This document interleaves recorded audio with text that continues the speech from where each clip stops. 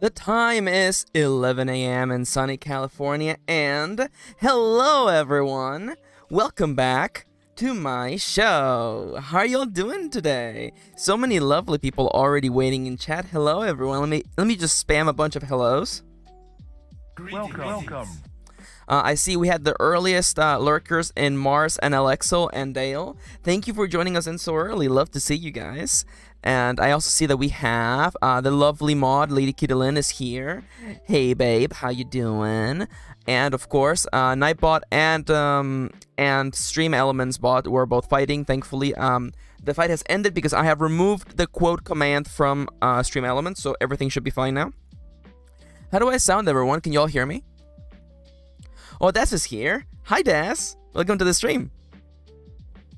And I'm missing someone. Oh, there it is, Marty. Hey, Marty. So nice to see you. You were talking about how you were able to make the stream, and I'm so happy to hear that. Good time zone cuties. Hope your Tuesday is good. I'm glad I get to make it to the full stream today. Hell yeah. So nice to see you. You can hear me? Perfect. Magnifique. Hello, everyone.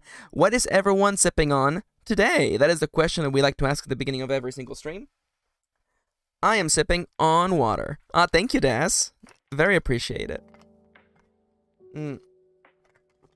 So, of course, as with any stream, I was literally doing some maintenance last minute. So I was watching Bun Keki, who's an artist. She has a lovely stream, and I was watching it yesterday, and I love that on her stream she has the exclamation mark add quote and the exclamation mark quote commands, which allows the mods to add quotes whenever something funny happens. So for instance, if you go into chat right now, I'm gonna go into chat, I'm gonna do add quote. Only mods can do this, by the way. Add quote. And what's something that I said? Bullying Kendra is okay only because we love I'm gonna type it into chat. Sorry, I have a whole setup for today and I can't see anything.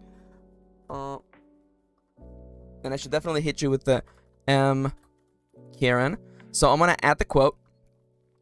And then, if anybody ever wants quotes to get a random quote, just do exclamation mark quote in the chat, and everybody can do this one. And then Nightbot will just give us a random quote from the selection that we have. So that's a nice, fun way to maintain the lore of the stream, because we've had so many fun, adorable quotes on the stream, and I wanna maintain them for perpetuity moving forward. So how's that, huh? Today's stream is a very special one. You're not going to be simply just looking at me on Firefox. In fact, we're going to be drawing today. I'm going to be drawing as many of my OCs as possible. Can I actually pop the... Oh, I can pop it. Perfect. Because I don't want to show you nothing on my desktop. Let me just really quickly... there you go. So today's stream is... how many of my OCs can I draw today? I have an adorable little template, and I'm going to be drawing my OCs, as many as possible.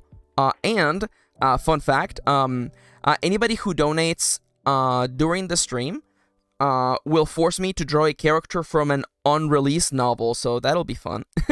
That'll be very, very fun.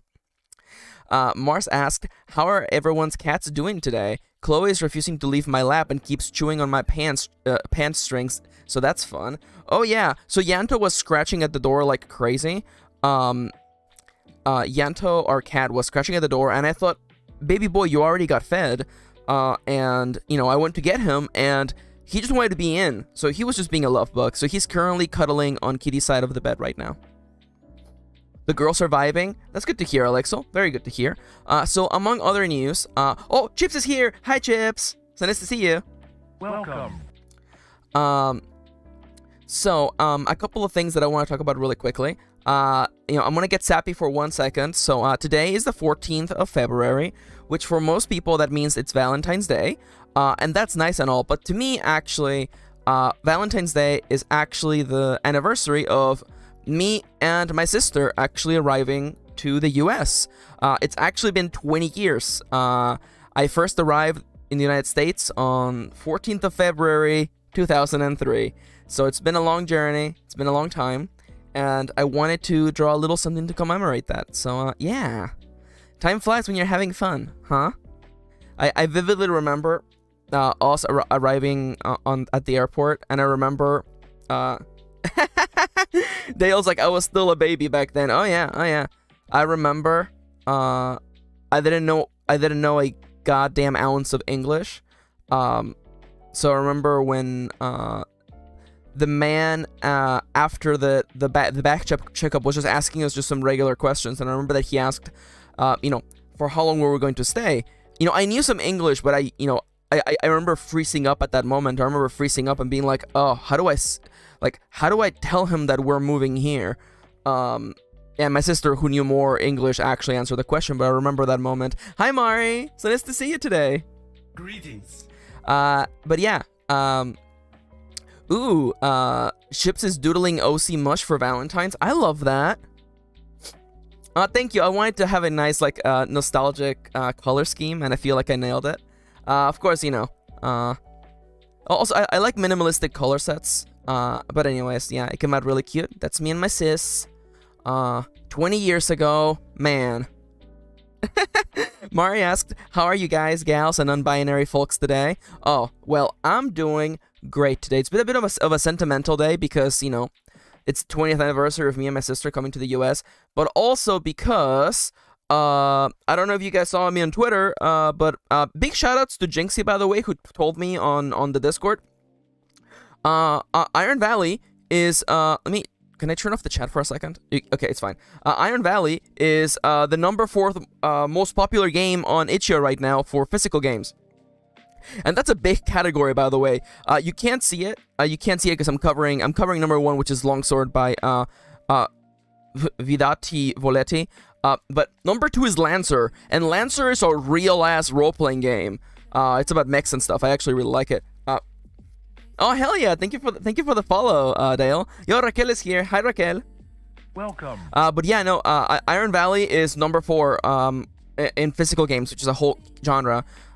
Imagine if I was like number 4 on Steam or something. It's crazy. Oh yeah. I can absolutely do that. Let me just really quickly cover my screen. Dude, Chips is like my power. It's not even my power, Chips. Honestly, it's been the power of people sharing the game. Honestly, it's gotten so many downloads. I'm gonna copy it and then I'm gonna just go and paste it in chat. There you go. Here's Iron Valley. And again, honestly, it was also thanks to you guys' fault.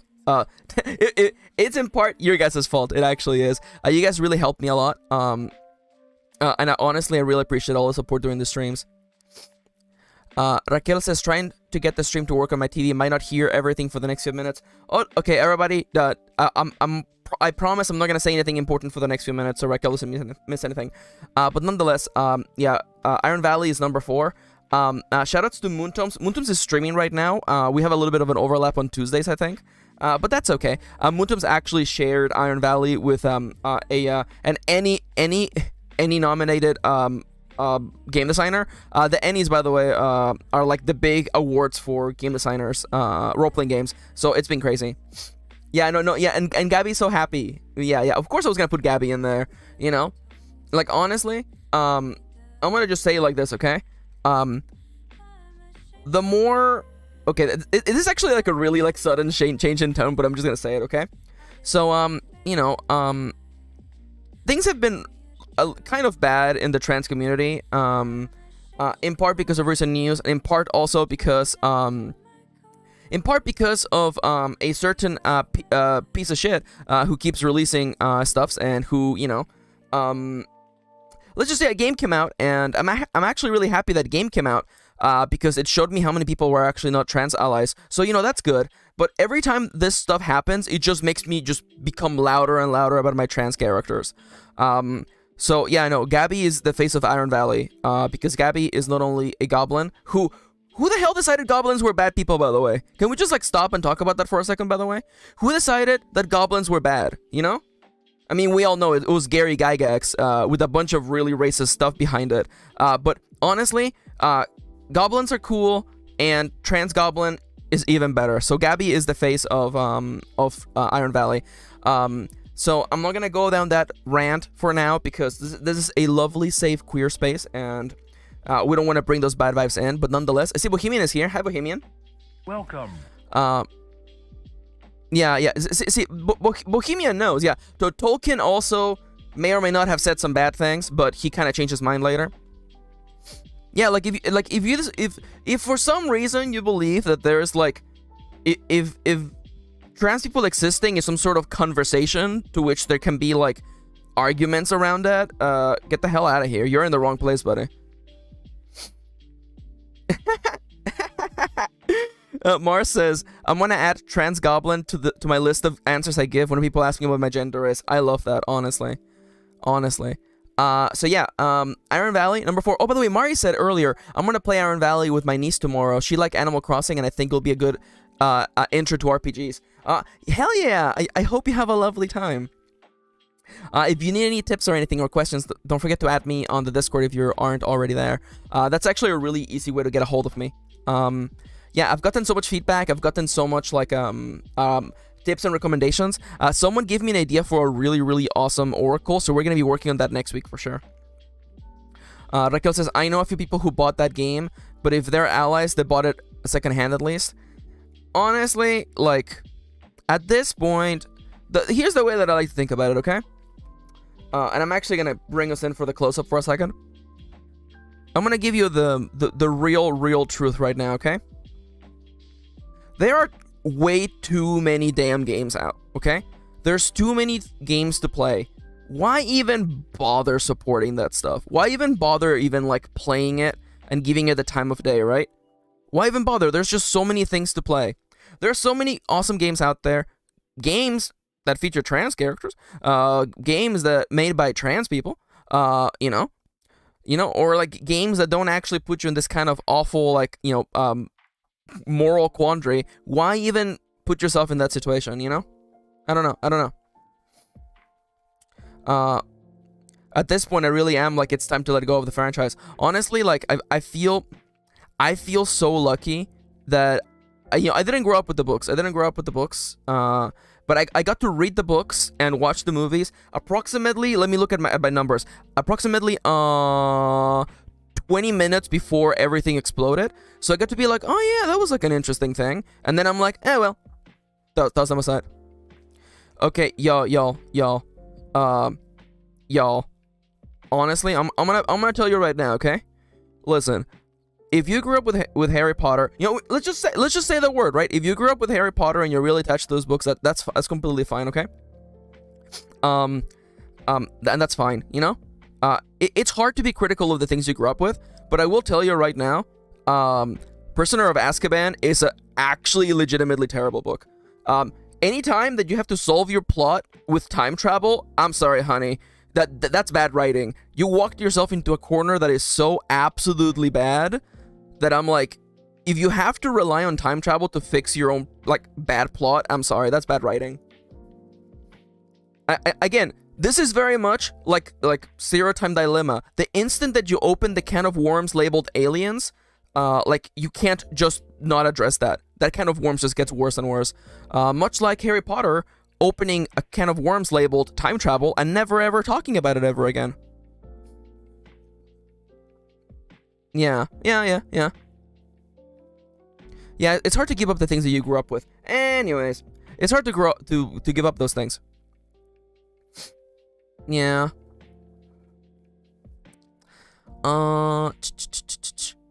Yeah. No, yeah. Kitty was saying that, like, she was thinking of keeping the Harry Potter books for, when we have little goblins.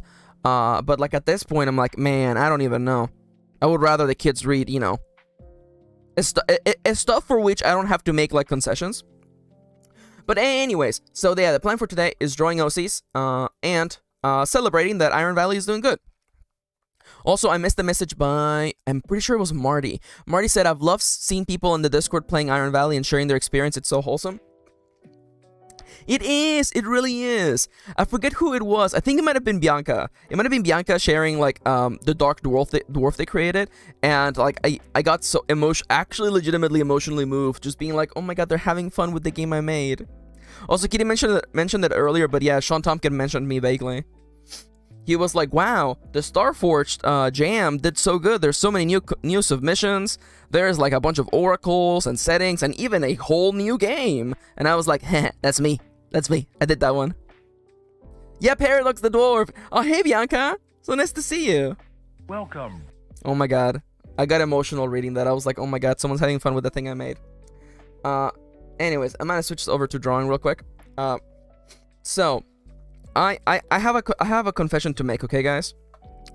I was supposed to get this thumbnail done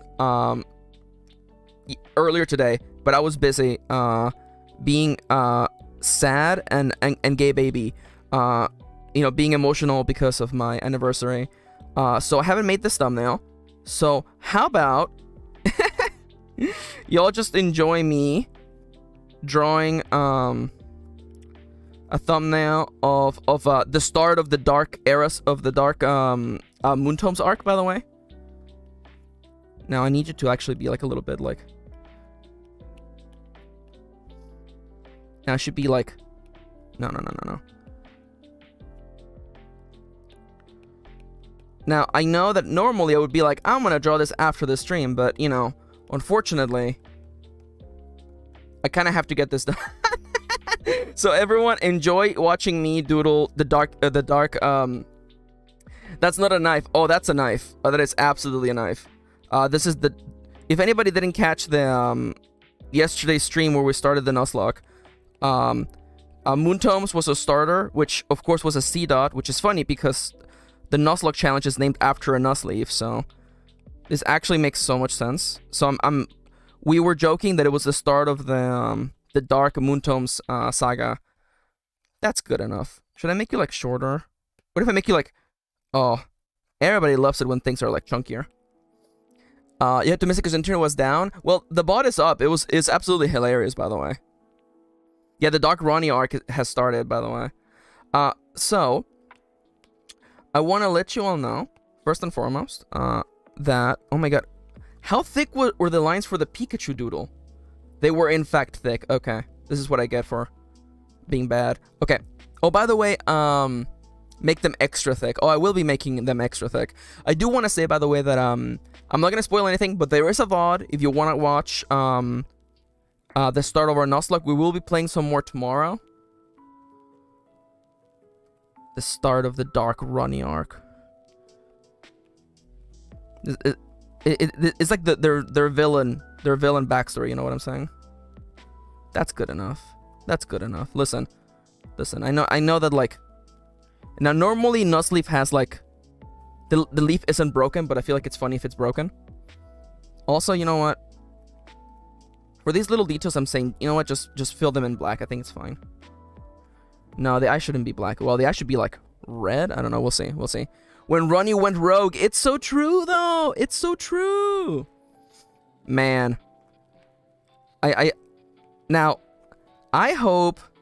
Now, I always worry about this because I want everybody to feel included. I don't want anybody to feel like they're like, you know, we're having fun at their expense. But I'm gonna check in with Ronnie, make sure that Ronnie is okay with me, you know, not having a recurring gag, but basically, you know. No, I don't like changing the line color. Just making them. There you go. No. Yeah, you know what? That's good enough. Listen, it's a thumbnail. It's fine. One additional thing, okay? So, I am going to be drawing my OCs today. We'll be getting there literally very shortly. I just have to finish this thumbnail. My question is, okay? I have questions to ask, okay? First and foremost, how old were you when you made your first OC? Now, I'm asking because I'm actually pretty late into the OC game.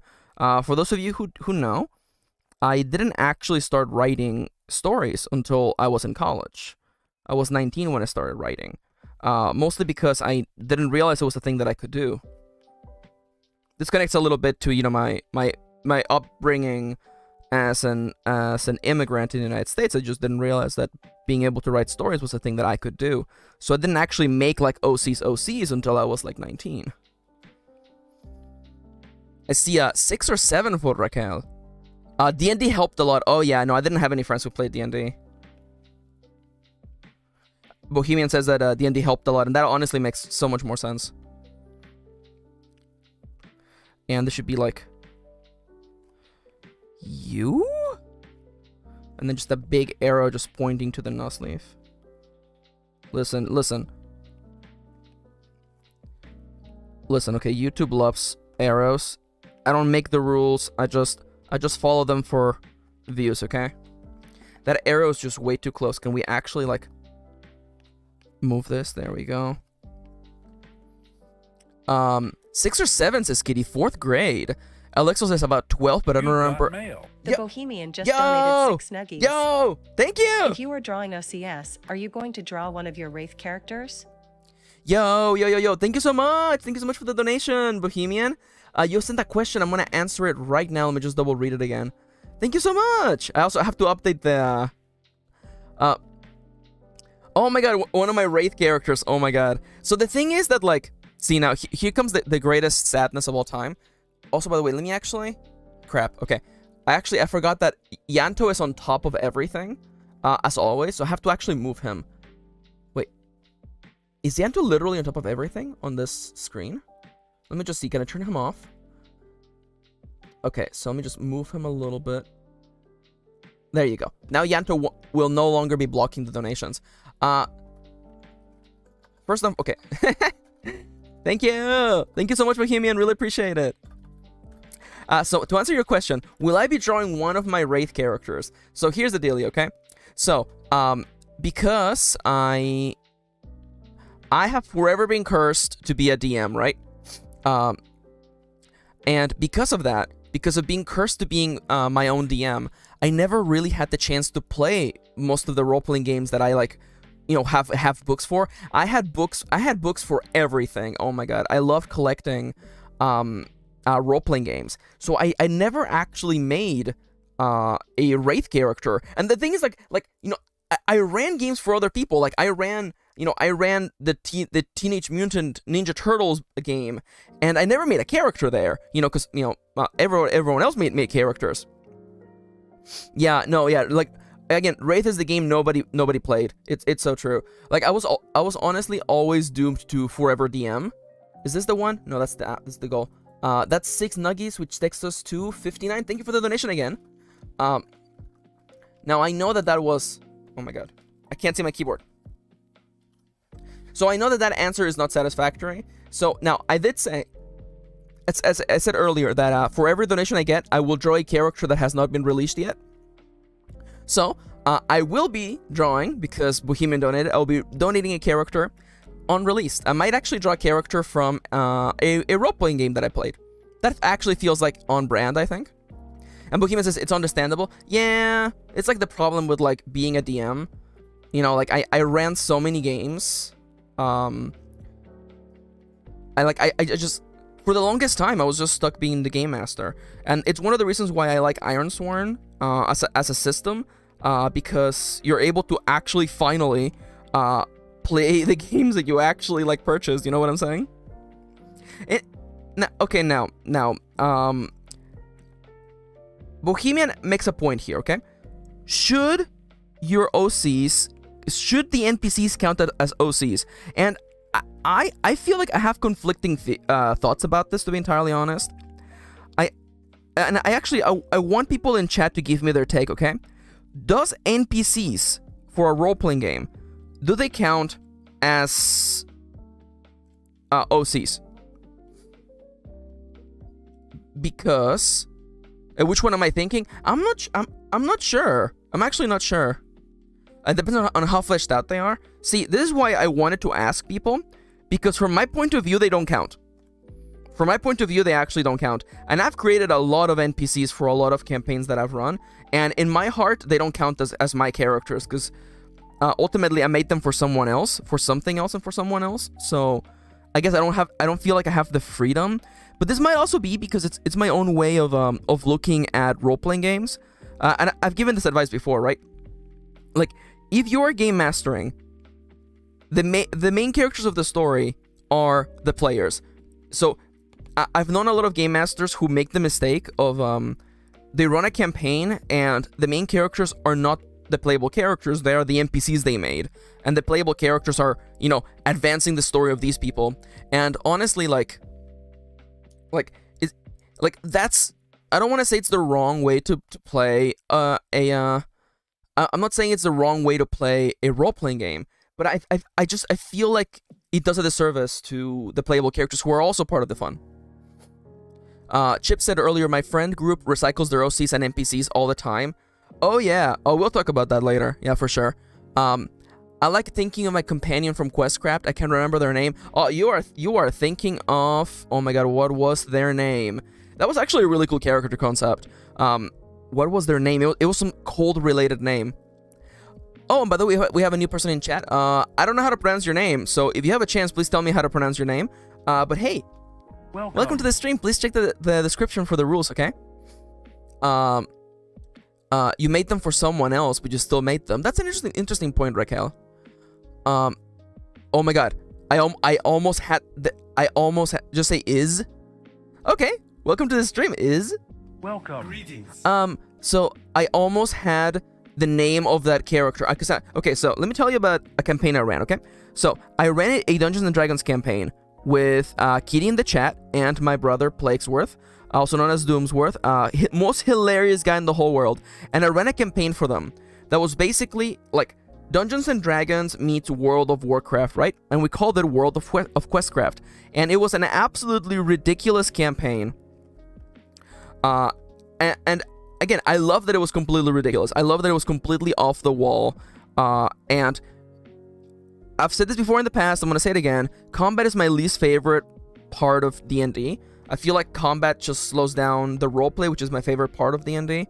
And with my brother and with Kitty, I did not have that problem because they were just in it for role-playing, for doing ridiculous things. It was just so much fun. Again, I've told this story before. I'm making a thumbnail right now because I forgot to do this earlier. Thankfully, it's almost done. It's almost done, and then I'm actually gonna go over and start drawing the OCs. I forgot to draw this because I was having an emotional day today. Because, and I'm gonna show you. I was having an emotional day today because the role-playing game that I made with the help of chat called Iron Valley is number 4 in Itch.io right now. It's been such a lovely day. I completely lost track of time. Once again, shoutouts to people in chat. I streamed the development and the playtesting of this role-playing game with them, and it's out now. It's called Iron Valley. It's on Itch.io. It's doing great. People are loving it. I'm so happy. And also, I'm emotional today because Valentine's Day is the anniversary of me and my sister arriving to the United States. It's been 20 years since the two of us arrived in the United States together. It's just been an emotional day. Now, I'm almost done with this. I literally just want to change the color of the leaf. I forgot to color the leaf.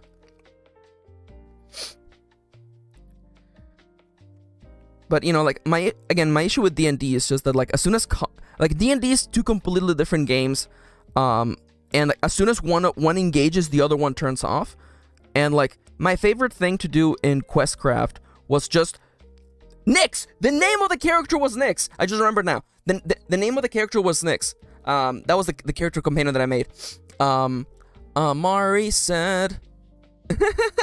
Hubby's taking me out for a surprise Valentine's date. Yo, let's go, Mari. Congrats. Go have a lovely date with your partner. Take care. Have a lovely date, and hope you have a lovely time. And now I'm gonna fire you out of the cannon. Everyone, you know what to do. Wave the trans flag as Mari. To Mari as they shoot off into the sky. So long, Bowser. There they go. Man, surprise Valentine's Day date. That's awesome. I love that. Okay, you know what? I changed my mind. The black does not work. Let me just, really quickly, I need to delete this real quick. And let me just color these lines just a little bit, and then we're out of here, okay? I promise. Oh, this actually works. The start of the Dark Ronnie arc. Thank you for waving the trans flags. I love that.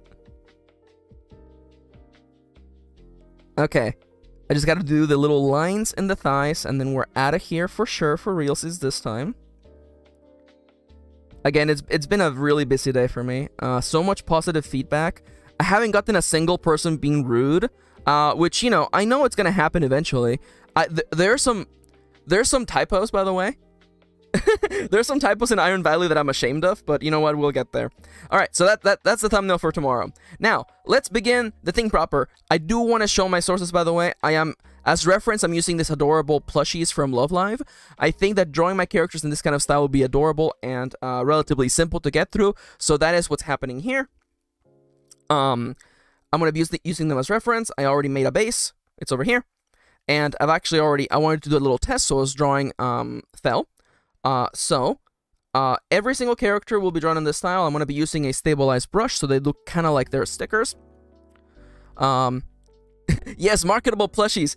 Oh, yes, I see. It's almost as though Chips read my master plan. Yes, thank you. The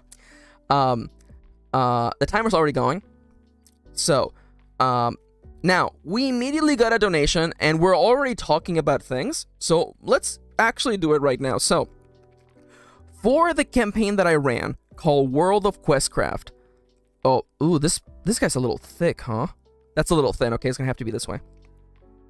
So for World of Questcraft, one of the companion NPCs that I made, because I found that in order to give harder encounters to Kirin and Plague, I had to give them a companion NPC, and this NPC was a badass ice assassin named Nyx. And the thing that I thought was really cool about Nyx is that Nyx kind of was working towards their own goals and plans, which I really appreciated. I love it when a character has their own things going on. They were basically like a walking side quest, and through the players' choices, they were able to recruit Nyx, and I really liked that. You know, the thing that I love the most about role-playing games is the absolute freedom that you have to really explore the setting and to really... I don't like the way either of these ears came out. Let me just make them a little bit more like that. So I like the possibility of, like, you know what?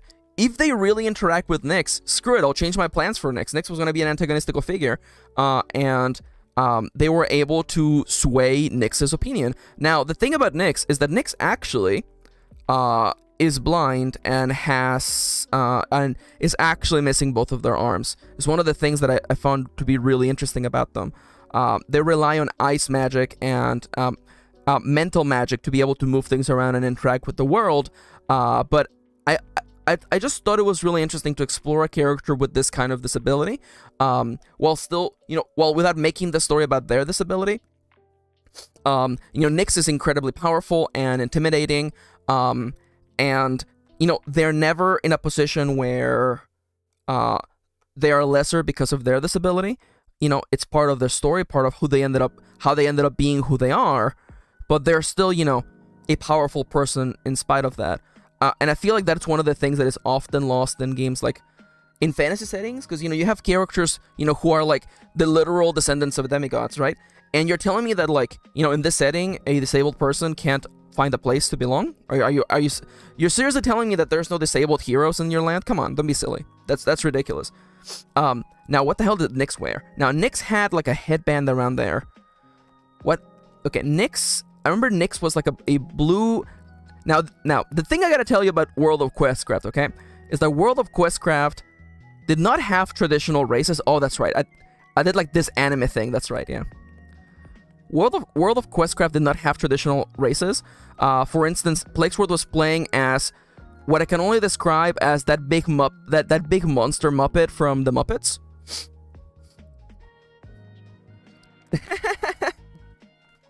Yeah. Right, yeah.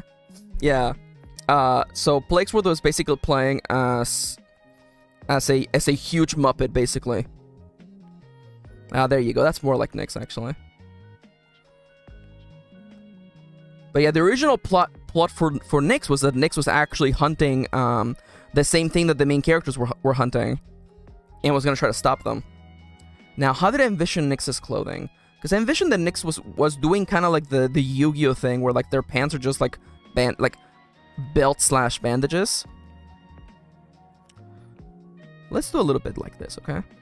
Again, thankfully I don't have to do a lot of detail with these guys, because otherwise I'm only gonna get through like 4 characters today.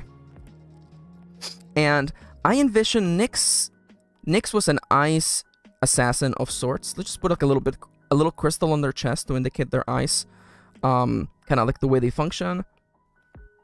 Now I know that this isn't exactly the most like attractive outfit for an assassin, but you know what? It's fine.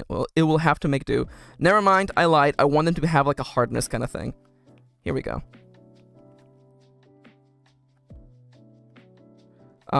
So bringing it back to why we're even drawing Nyx in the first place. The Bohemian actually Muppet born. Oh my god, I love that. Muppet born. Yeah, it is in fact Sweetums. Yes. Mars asked what was the race that Plague was playing, and he was playing as Sweetums, the big ogre guy from the Muppets. Yes. He wasn't that character, but he was literally something like him, basically. And now I don't need the base anymore. I'm pretty good now. Now let's just do the hair for Nyx. I envision Nyx with a really nice like lesbian haircut. I'm not gonna lie. I'm pretty sure Nyx's pronouns were she, they. But yeah, Nyx definitely big lesbian haircut. You know what I'm saying?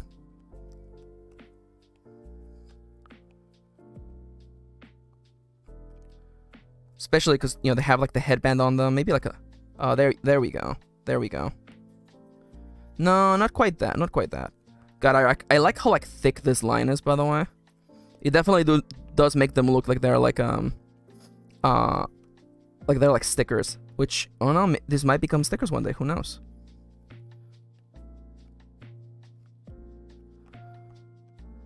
It's a little bit silly considering that, you know, Nyx is supposed to be like an ice mage, but that's okay. And also, of course, who can say no to like one hair sticking out of the front? You know what I'm saying? Now let me just... I drew it all on the same layer. Crap. Okay, it's fine. I'll just draw the hair on top. There we go. And now I just go through here and I just delete all the overlapping. I said I delete all of the overlapping. There we go. There we go. That went a little bit too hard. Nyx. Now, why did I draw Nyx first? I drew Nyx because the Bohemian was so generous in donating to the stream, and during this stream, every time I get a donation, I will draw a character that is unreleased or from a thing that I made in the past that is not necessarily a book. And Bohemian requested a character from Wraith, which is one of the old World of Darkness RPGs. Unfortunately, I did not ever get to play Wraith, unfortunately. I read the book. I think it's really cool. And I might even argue that it is... let's say that they're wearing like a midriff. Why not?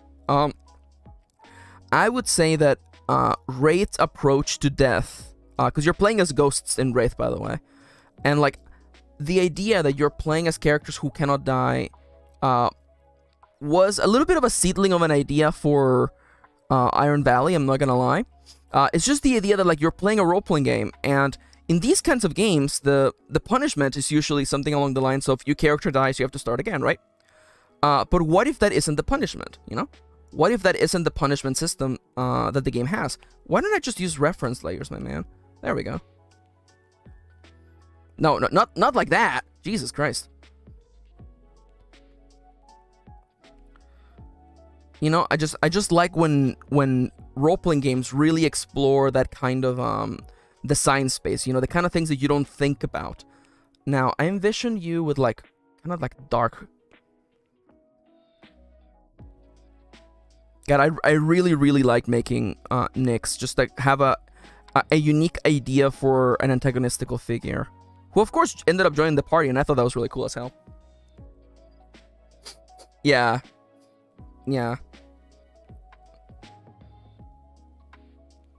It's just the little Nyx, and I guess I'll make this just a little bit lighter. There you go. Now, I feel like I need like a line color, because I feel like if I make them black, they're not going to look very good. So, hit me with like a saturated, make it very saturated, somewhat dark. Ooh, I I do kind of like that. I do kind of like that. Oh, Nyx. It's been so long since I actually played that campaign. I kind of miss Nyx. I did actually take a bunch of the ideas from that role-playing game and I used them for something else. Yeah. You did free Nyx from jail. It was true. Oh, look at that little. It's just the little guy. It's just the little dude. I guess you know what? In their main name color. No, she actually mean the black. Actually, I lied. I believe it was. I'm pretty sure the name was NYX. No, don't be in the same layer. No. There you go. That's one. All right. So let me just duplicate this layer, flatten it up, and then we can move Nyx over here to this side. And let us begin. Let us do another one.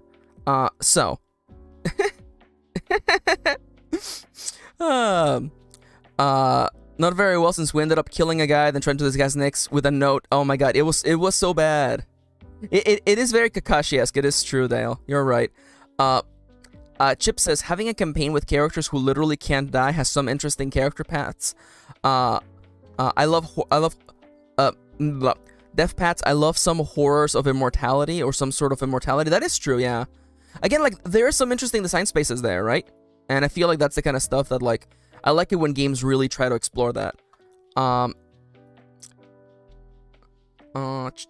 Yeah, no. By the way, that was the same campaign where, oh my god, it was so silly. Like I don't even know what Plague was thinking, because Plague was like they were gonna frame Nyx and they were gonna leave a note that was like, I did it, and I'm just like, that is, you know, I'm the GM, right? And I'm like, that is absolutely not gonna work. That is absolutely ridiculous. You can still do it if you want, but I'm telling you right now, you will not get away with this. So like you know, and you may think maybe that's me being a bad GM, but I'm like, no, listen. There's a logic to this world, and if you like, you know, I love you. You are my friends. I will not allow you to do something this ridiculous. Now, I don't want you to think that I'm a stick in the mud, because I'm also the same GM who later on, I convinced Plague to dress up as a clown, so that he would unlock a piece of a new equipment piece. That's right. The note said, "Sorry, I died." Oh, it was so bad. The note said, "Sorry, I died," and I'm like, "This is so dumb. This is so dumb." But no, if anybody out there remembers, because again, like I was running this campaign like it was like an MMO / JRPG. So I had a whole thing. I had a whole element of like hunting for clues in the environment because there was hidden items in every location. So while Kitty was doing something, Blakesworth found one of these like typographs or something. I forgot what I called them. Thiefograms, because a legendary thief left their loot everywhere, and the thiefograph showed an image of a sad clown standing in front of this mirror, and I kept telling Plague, I'm like, that's what you see in the thiefograph. And by the way, over to your left over there, there is a little vanity with some makeup and a mirror. And then he looked at me and he was like, okay, I walk over there. I'm like, yep, there's in fact some mirror there. And he's like, I look at the thing again, and I'm like, the image shows a sad clown looking at themselves in the mirror. And then like Blakesworth is like, so you want me to put on makeup? It's like, I did not say that. All I'm saying is that there is a sad clown looking into the mirror. So he went ahead and painted his character as a sad clown, and that activated the thiefograph, which caused a drawer in the vanity to unlock. And inside of that was, I forget if it was a ring or something, but it was an artifact that allowed him to transmogrify into any object that he wanted to for a set amount of time. And the first thing that this guy did, the first thing this MFer did, he transformed into a pie. It was in fact the Battle of the Bands. It was like the party had recruited. Oh yeah, because Kitty was an idol. That's right. And they had to do an interview section. They had to do like an interview in front of an audience. And Blakesworth was still in pie mode, so he shows up for the interview section in front of the crowd, as a pie. So, you know, things that happen in your D&D campaigns. God, that was so silly. That really was so silly, by the way.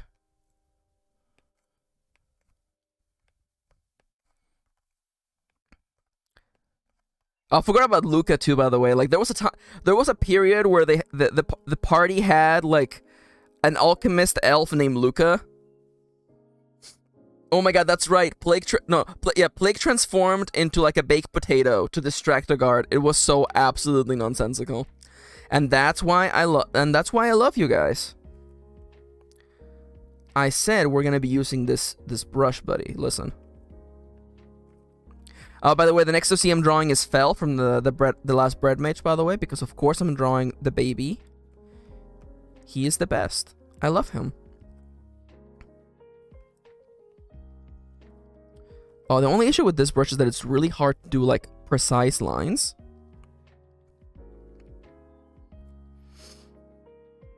Oh, here we go. Marketable baby. Oh my god, he's so baby. He is so baby. He loves bread. He's baby. Oh my god, he's so cute. Also, during the Battle of the Bands, oh my god, yes, that's right. During the interview part of the Battle of the Bands, Kitty taught all the children across the land how to say the word fucking Elvish. That is a real thing that happened. It was being broadcasted everywhere. And it's just... It was actually really funny because, what's the name of that show? Is this old show, like, in the actor's studio? I copied all those questions and I literally asked them. I literally asked them the questions from in the actor's studio. It was funny. Now, what the hell does Fel's hair looks like? Because Fel's hair, if I recall correctly, Fel's hair... I think Fel's hair kind of looks like this. This feels about right. Now, I'm gonna do the lazy artist thing and just flip it, by the way. Yeah. It was so much fun, honestly. Admit, because that's the same campaign where, I was gonna have you guys fight. That was the same campaign where you guys were out, of the main city, and you were gonna be doing like a big quest line, right? And the big quest line got completely off track. It got completely off track because you guys, I say you guys, it was Plaguesworth.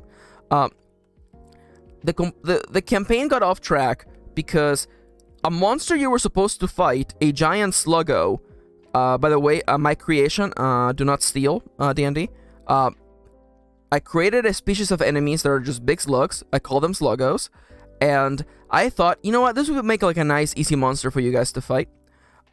Instead, you guys made friends with him. You guys made friends with the sluggo. You didn't want to fight him. You instead asked him what his problems were. So, you know, I don't want to say I made it up on the spot, but, you know, let me just tell you, I was not mentally prepared to think of the problems that this Froggo was encountering in his personal life. So and then you learn that his name was, in fact, Chuck Splurt, hero of the sluggos. Chuck Splurt. Okay, but I said really D&D, if you don't befriend the monsters you're supposed to fight. This is very true. Mars gets it. Mars gets it. Oh my god, that was so silly. Chuck Splurt. I love Chuck Splurt. That is, by the way, that name... Oh, Cecile's here. Hi, Cecile. How you doing today? Welcome to the stream. Welcome. Can I just tell you, by the way, Chuck Splurt is a name that came to me in the spur of the moment, and I felt so incredibly smart when I came up with it. Mars says, in one of my first campaigns, I was saying I adopted a baby owlbear and named him Jeremy Owlberry. I love that. Honestly, I'm here for that. By the way, Cecile, yesterday we were playing the first episode of our Pokemon Nuzlocke challenge, which is, you know, like a hardcore version of Pokemon, and I randomized the save file, right? So all the Pokemon were everywhere all at once, not relation to the movie, and it was really funny. There was a really hilarious moment with the Psyduck, by the way. I know Psyduck is your favorite Pokemon. It came up, and let me just tell you that the unexpected happened related to that Psyduck. I will say no more. Oh yeah, we're supposed to break. We're supposed to break. Hey, everyone, take a chance to, like, you know, drink some water, stretch. I am, in fact, growing fire in this game, by the way. Yeah, you missed the Psyduck, but it's okay. We're gonna be playing tomorrow again.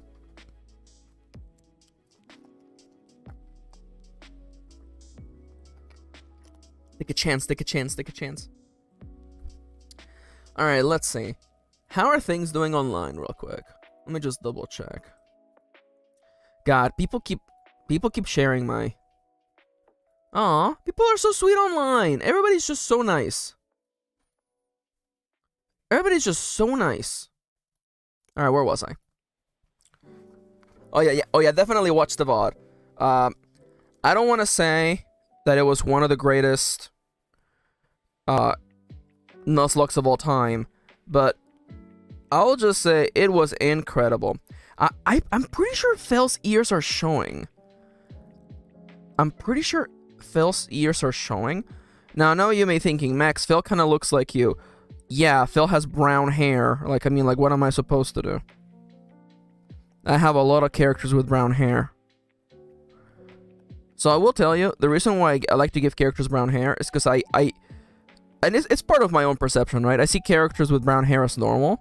So I'm like, my character is an every person, so I give them brown hair.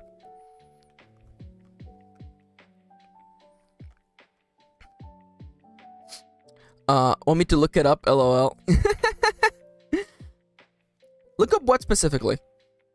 The specific moment? You could if you wanted to. A real nail biter. Yeah. Honestly, like, oh my god, yes. Let me just tell you that, things were, I am on break, a stretch to drink water. Also, we have a lot of characters to draw today. What if instead I just kind of, like, you know, maybe I should just, like, draw the parts that I like to, like, save, you know, I mistakenly save the things that I need to draw for later, and I'm like, just draw them right away, Max. This doesn't seem right for Fel. Am I gonna look up Fel? Alright, everybody, close your eyes, close your eyes. You're not supposed to see this, okay? Where's Fel? Where's Fel? Where's... That's Fabulous Gaze. That's Fab Covers. Remember when I was drawing Pokemon back in the day? Look at all these old drawings. These still look really good, by the way. These still look really, really good. Did I pass them? Did I pass them? Oh, there's Fel. Okay, yeah, okay. Fel's hair, okay. Fel's hair is up to one side. And he has the floof! I forgot about Fel's hair floof! Oh my god. I forgot about his floof. Well, thankfully, the floof is like half of it is already here. Fel has a little hair floof. There we go. And yeah, it just kind of all just goes to the side.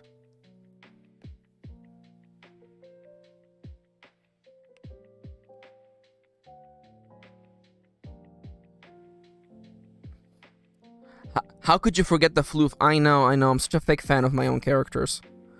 Floof restored, absolutely. I don't want it to cover the eye, though. Okay, I'm gonna have to do, like...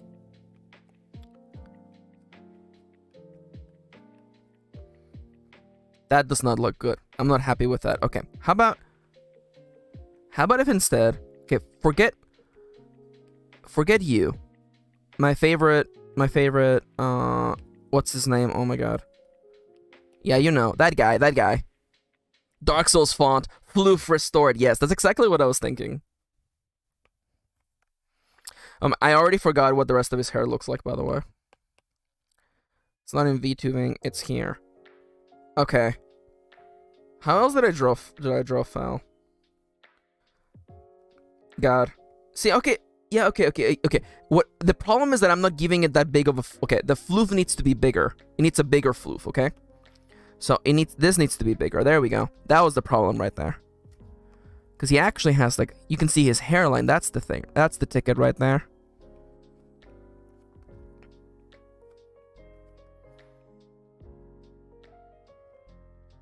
That's not as good.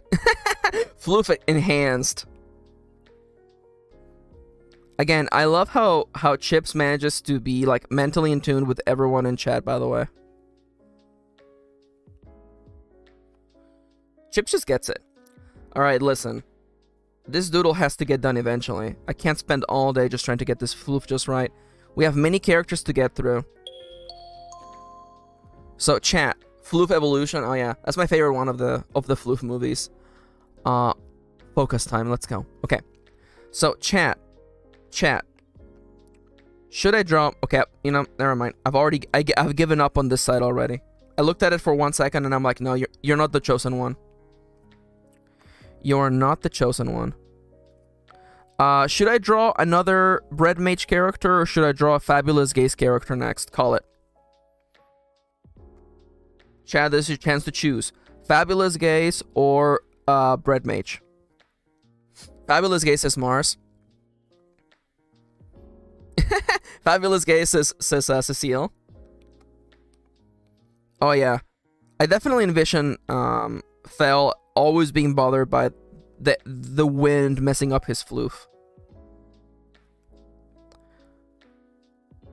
Fab. Alternate then. Okay. Alternate. Okay, I like that.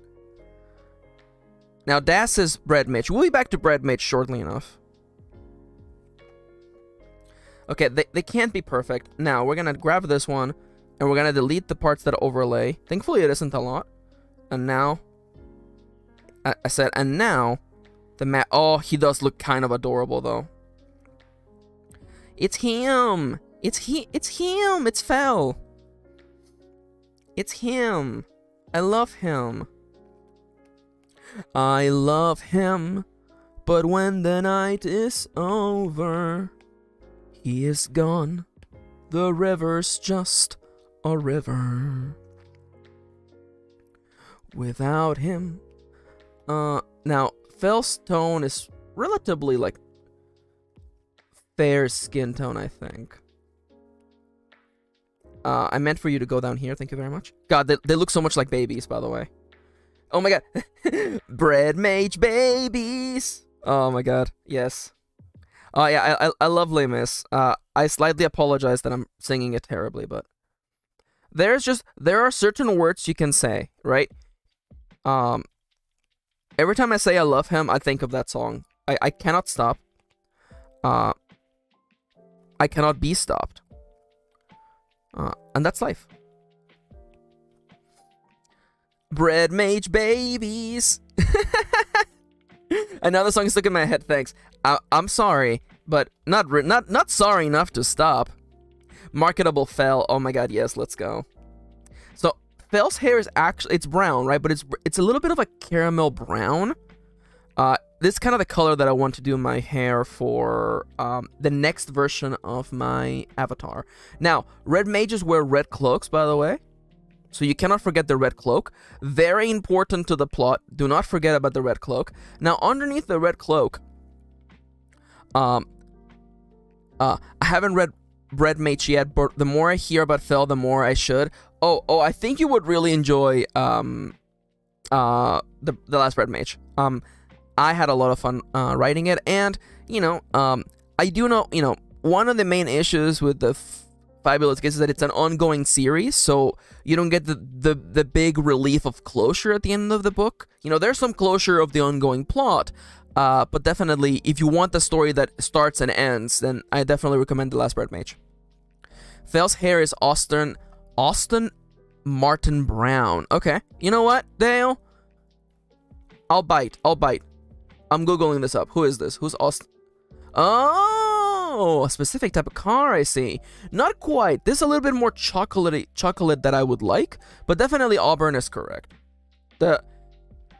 Man, I like the idea of specific cars having like specific names for their colors. I do kind of like that.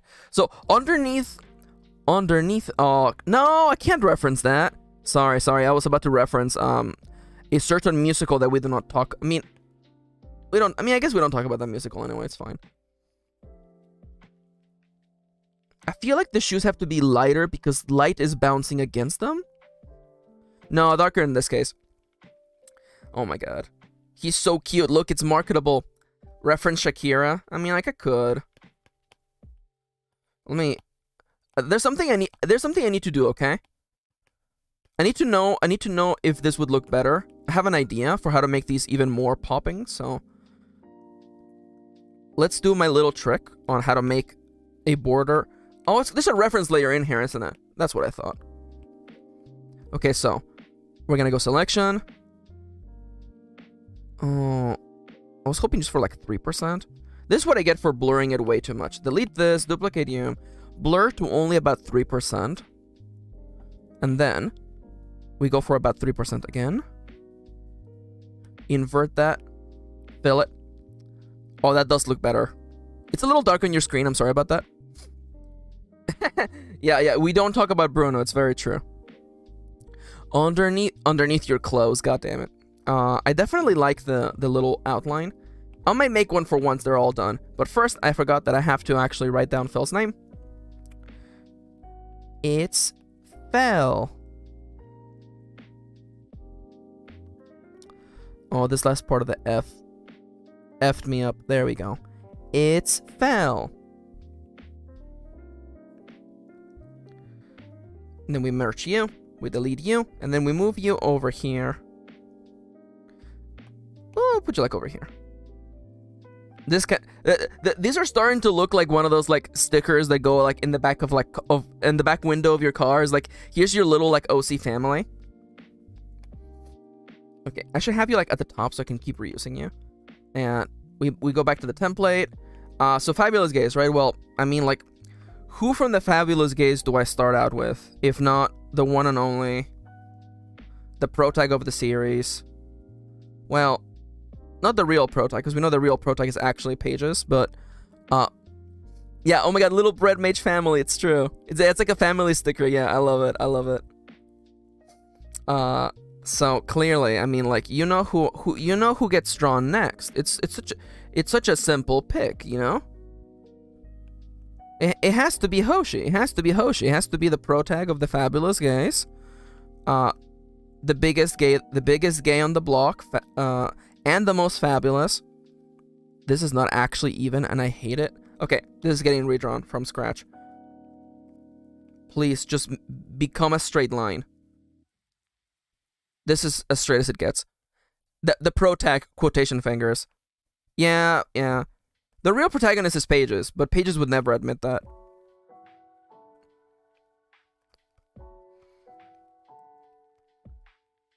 Okay, well, if you're gonna be like this, I might as well just do this. Yeah, that's better. Now, we all know that... Oh, I have to make it smaller. Oh, I hate that, but that's life. Am I allowed to write this on Twitter? On YouTube? I don't think I'm allowed to write that on YouTube. So, instead of writing what Hoshi's shirt canonically says, I think I should write something else on there. It's not me calling... Pages is too sad and know how unimportant... Yeah, it's true. It's true. I'm just gonna do a little heart because I don't want to get the... Well, we're not monetized yet, but I definitely don't want to get in trouble, so... Let's do something like this. There we go. There we go. Now, Hoshi doesn't have gloves or nothing. I guess I'll still, like, divide the little arms right there. There we go. These are definitely not even, but that's okay. They're not, symmetrical, but that's okay. Not much in life is symmetrical to begin with, so.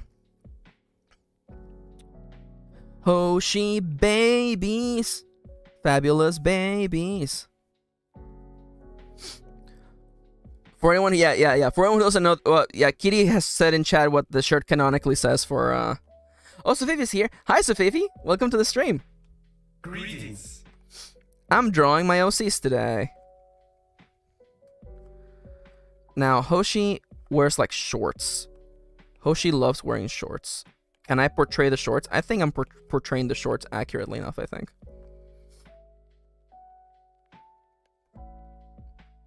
You mean like this? There we go. And it doesn't look as cute as I was hoping it would, but that's life, isn't it? Yeah, this side of the arm is like giving me trouble.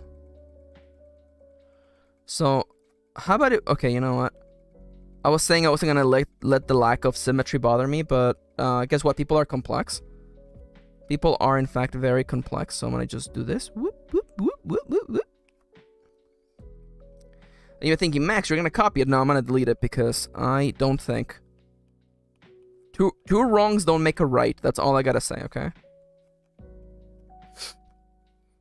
They do look like marketable babies, though. It's true. It's true. Oh no, marketable babies of my characters. Oh no, how could this happen to me?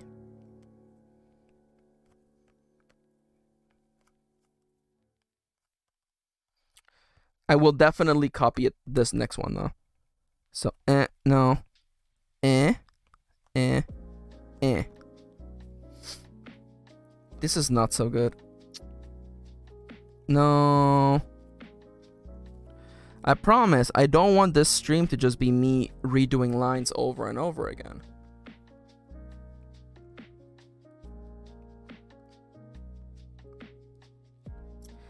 It's okay, you know what? It's just the trajectory. There you go, that's better. The trajectory of the arm was just not doing it for me.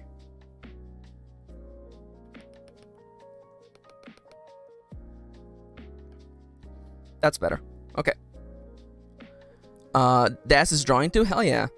You've made your mistakes. I will, you know. I've made my mistakes. I've made my bed. I'm gonna sleep on it. It's fine. Alright, now let's do Hoshi's face. Now, Hoshi's face, God, it has to be like the least baby eyes that I can make. Okay, so give me like a nice curve. Give me some eyelashes, please. Listen, at this point, I'll take what I can get. Oh, that's so much. Oh, that's so much. That's so good, actually. The narrower eyes indicates an older person, so I'll take that for sure. Now, can I make you? Oh, absolutely perfect. Magnifique. Now, ooh. Oh, absolutely. Hoshi should absolutely be talking, by the way. Oh, perfect. Absolutely perfect. And, of course, the little cheeks, of course, yes. Perfect eyeliner, just like Hoshi. It's true. Now, we're going to copy and paste this because life is too short not to just reuse your own work. The only issue is that... No issues. This time, everything is perfect. This time, everybody lives. Just a nice little reference for all the gays out there. Yo, May's here. Hi, May. Welcome to the stream. Greetings. So nice to see you. How are you doing today? Don't worry about being late. May's never late. May arrives exactly when they mean to. Okay, now I like to lower the opacity of the body so I can actually. Now Hoshi, if I remember correctly, Hoshi has bangs. There you go. This is exactly how Hoshi's hair looks like. Unfortunately, I won't be able to get the exact nature of Hoshi's bangs here because these are relatively simple drawings, but I'm kind of doing it. Crap, I forgot. Hoshi also has the little, like, the anime, like, floof that comes down. You know what I'm saying. Are these also bangs? Are these sideburns? I don't know what you call them. Hoshi has straight bangs, yeah. Listen, these are straight. I just want to show the fact that they're not, they're not flush to the face. They're, they're like, beyond the face. You know what I'm saying? Now, if I remember correctly, sorry, I just noticed Legend of Zelda is playing in the background, and I got a little bit mind flooded. I'm not gonna lie. Now I realize that in a couple minutes I'm gonna have to face one of my greatest fears, by the way, and that is the topic of Hoshi's canonical hair color.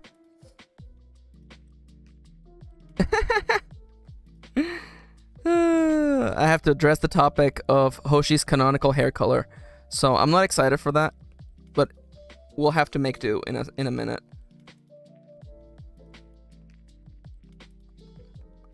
Babies. Babies.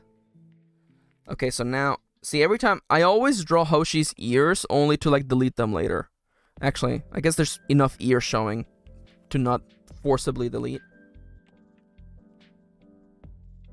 The rare instance where you can actually see Hoshi's ears, by the way. I don't need to delete any of this, do I? Baby! I've had a very neat opportunity arise, and I'm very excited to, but I do not know if I will go through, so I'm hesitant to elaborate. No worries, no worries. Hey, you know what? You know, if there's one piece of advice I can offer, is that, you know, sometimes it's better to just jump into something and try it out. You never know. You never know how things are going to work out. Of course, you know, if you feel a hesitation, it's also good to examine why you feel a hesitation. You know, I'm not gonna assume that you're like dealing with something that's giving you red flags, because I feel like that's a different kind of feel. But you know, if you have reservations about something, definitely, you know, consider them. But sometimes it's good to just jump into something. Now, Hoshi has really, really fair skin. Now, can I just make you a reference layer? God, I always put a little bit more saturation on Hoshi's. Oh, god damn it, I put it all on the same layer. My only issue with Hoshi's skin tone is that it always looks way too, like, light. And, like, I feel like it just needs a little extra saturation, you know what I'm saying? It always looks just a little bit too fair, like, especially, like, next to Fel, you know what I'm saying? I need white for the mouth. Oh, not for the mouth, actually, just for the eyes.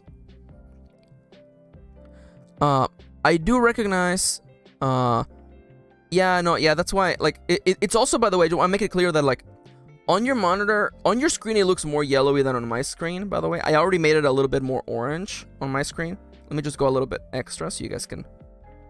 Because I definitely don't want to, you know, make Hoshi's skin look a particular hue. I definitely don't want to do that. It is not my intention to do that. But it's one of the things that I recognize. Also, it's mostly the way that the monitor is rendering. Like, on my screen, I can see the difference between all of these hues, but on your screen, I don't know if you can actually see the difference between all those hues. Yeah, right? Like I hate that. Now, speaking of things I hate, so canonically speaking, Hoshi has black hair. But much like in JoJo's Bizarre Adventure, characters have weird hair tones. I like to draw Hoshi with purple hair, because it looks better. It's just easier to render black hair as purple, than just make it black. You know what I'm saying? So I like to render Hoshi's hair as purple, even though it's in fact black. Now I need a color for the inside of Hoshi's mouth, so let's go with something like this. Now Hoshi's t-shirt is absolutely pink. It's this kind of pink too, by the way. And Hoshi's shorts, definitely, you know, like a nice, like, denim kind of color. And for their shoes, let's make them also like a nice, like, reddish tone, I feel. Oh, and I cannot forget, clip and mask, remove this reference layer, and we're gonna go over here. We already have a nice blush tone, so let's just grab the color over here and just color these lines over here, and boom. That's Hoshi right there. Yeah, Raquel says, like, black hair needs blue or purple highlights. It's super true, though. Hoshi's face looks white on your screen. Yeah, every monitor looks different. On my screen, it looks like a nice, like, you know, it's a really light, fair tone. You know, it has, of course, a little bit of orange and yellow in there, but it's not white. So, you know, every monitor is different.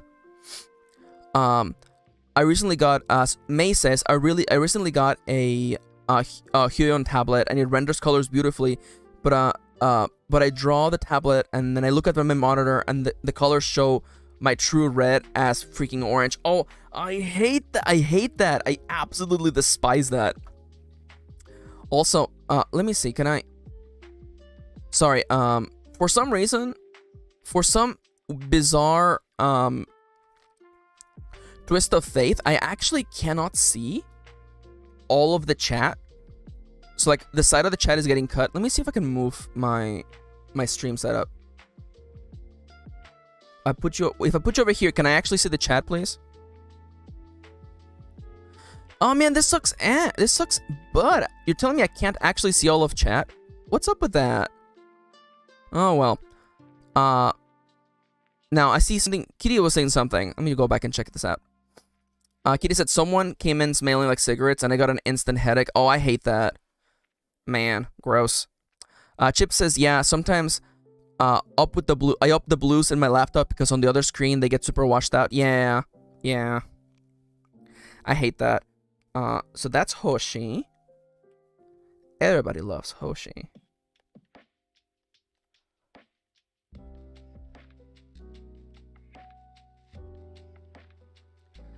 Okay, and now, all of you get combined, group up, duplicate, flatten up. Oh, Nyx, you're so sweet. You're so cute, Nyx. Look at you. Wait a minute. Crap. I messed up because I did not actually color the lines. I did not color the lines for Hoshi. What if I just make them the same color for everyone else moving forward? How about we just go with that? There we go. That's better. Yeah, I'll just use the same lines as that I did for Fel for everyone else. Just for Nyx, the blue looked better. And now I'm gonna move Hoshi just like over here. Time for another baby. Marketable gay babies. Yeah. Honestly, I'm not gonna lie. So one of the things I did to make my monitor setup not destroy my eyes anymore is that I lower the brightness on all of my monitors, which is good for my eye health. Amara is in fact next. Thank you for pointing that out, Kitty. Oh, hi, Cypher. How you doing? We can't stay just popping in. No worries. Thank you for coming in and saying hi. Welcome. I hope you two are having a lovely Valentine's Day. Or just a regular Tuesday, you know. I do know that, you know, let's be entirely honest, Valentine's Day is generally used as part of the capitalism engine, and it doesn't have to be that way. You know, you don't have to wait until the 14th of February to share a lovely meal with someone you care about, or get them something to let them know that you love them, or sharing, words of affection. You can do that every day. Yeah, there's no need to make this day a corporate day.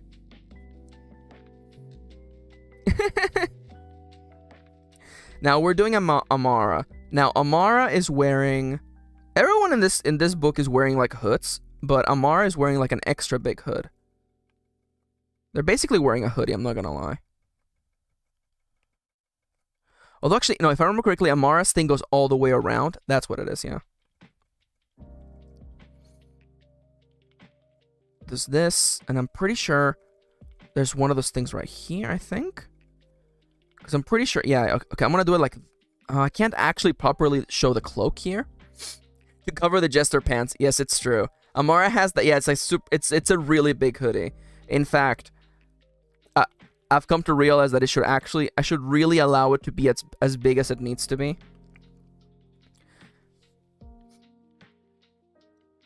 Yeah, you know, like, every day is a good chance to just tell someone how you feel about them, you know, especially if it's someone, you know, who you really care about.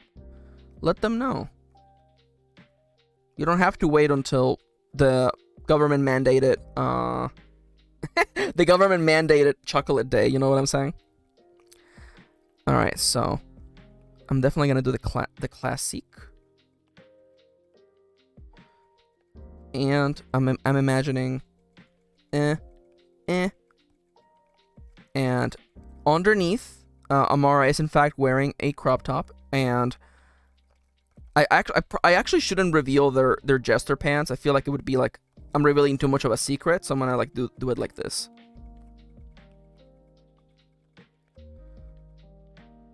So there's the crop top goes right here, and then like you can barely make out the pants. My partner doesn't particularly like Valentine's Day for the exact same reason. They prefer to show their affection every day instead. I'm not complaining. Honestly, though, the jester pants are in fact a spoiler.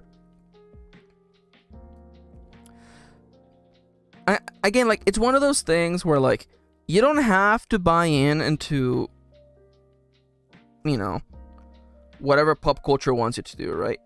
Like, you're allowed and encouraged to you can make your own damn holidays up. Like, you don't have to, like, live your life in the way that the perpetual capitalism engine wants you to live your life, you know? I don't want to get too real right now, because I don't feel like this is the place for that. This is good vibes only. But I recognize, you know, one of the reasons why, if I love someone, I tell them that I love them, is because I know how fragile life can be and how quickly things can end. And that's why I make it a point to just tell, if there's someone I love, I tell them that I love them. If someone means something to me, I tell them that they mean something to me. Because life is just so fleeting, and it's best to just lay those thoughts out and let them know. Life is just so much more easier that way. What does Amara even look like? I know what Amara's face looks like and her hair looks like, by the way. But I'm just like, how did I draw her? Okay, yeah, it's just like oh man, the colors look so terrible on my other monitor. God. All right. Oh, they're so cute though, baby. Look, it's babies. It's babies. Yeah. Chip says, I like Valentine's, if only because I love pink and heart-shaped objects. I think we should decorate things like that more. That's completely fair. Raquel says, I'm gonna go shopping for cheap bouquet flowers tomorrow. Hell yeah. Dad says, oh, it seems like can't write and draw at the same time. Oh, I feel that. I absolutely feel that. Okay, now Amara, very much like Hoshi, should have narrower eyes. Now, why is Amara mad? Amara is not mad, okay? Amara just knows too much. That's the thing. When you're Amara, you know way too much, okay? All I'm saying is that if you were Amara, you would also have a half-perpetual scowl. Now, that being said, she's still smiling because she's good. She works hard. She's girl bossing, gatekeeping, the other G word. You know, she's working hard every day. Although would it be cute if she had like an O mouth? I don't think so. She's just like, no! Oh, that would be cute. Oh, crap. I think I might... What if I do like that?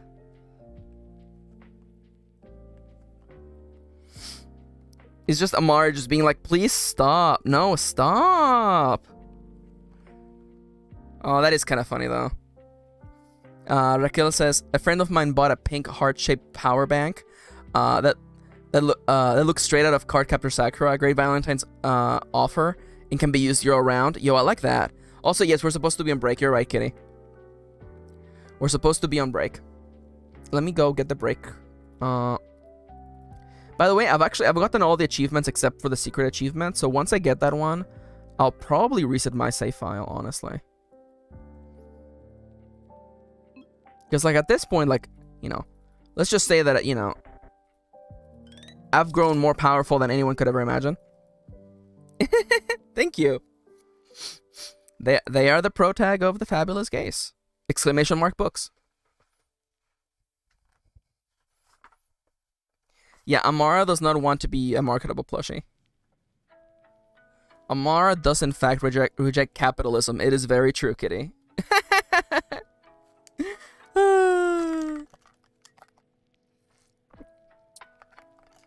Now, Amara has very nice flowy hair. Very lovely, flowy hair. There you go. My pen fell asleep, but it's okay. Yeah, she's not happy about being marketable. But that's okay. Her hair is very nice and flowy. Why am I on the wrong layer? What happened? Who am I? What happened? How did I end up here?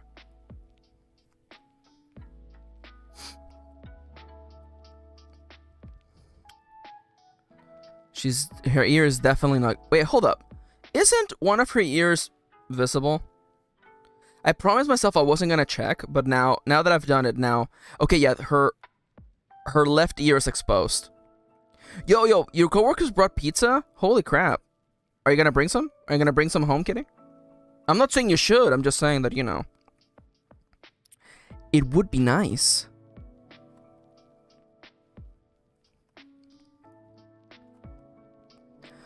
People in chat, it's time to ask a really important question. I know we shouldn't make queens fight, but I need to know, okay? What is the best type of pizza, okay? You just go ahead. I know maybe you walked into the stream and you thought, Max, why would Max choose murder today? And the answer is because I love chaos. So what is the best type of pizza out there? Kitty just likes cheese. Pan pizza? Ooh, Dale's got some good points. I was thinking more like toppings. Who said pizza? Oh, margarita pizza. Oh my god, yes. Banana pizza. Banana peppers on pizza good. This is fair. Nothing wrong with that. I might have to do like this. Sorry, I know we were talking about these being marketable babies, but now I realize that they just look like blind baggies. These look like the blind bag characters you can get at Hot Topic. It's like you go to Hot Topic and it's like, oh, you get the MKirin OCs pack, and you're like, oh, it could have Fel, it could have Hoshi, it could have Omara.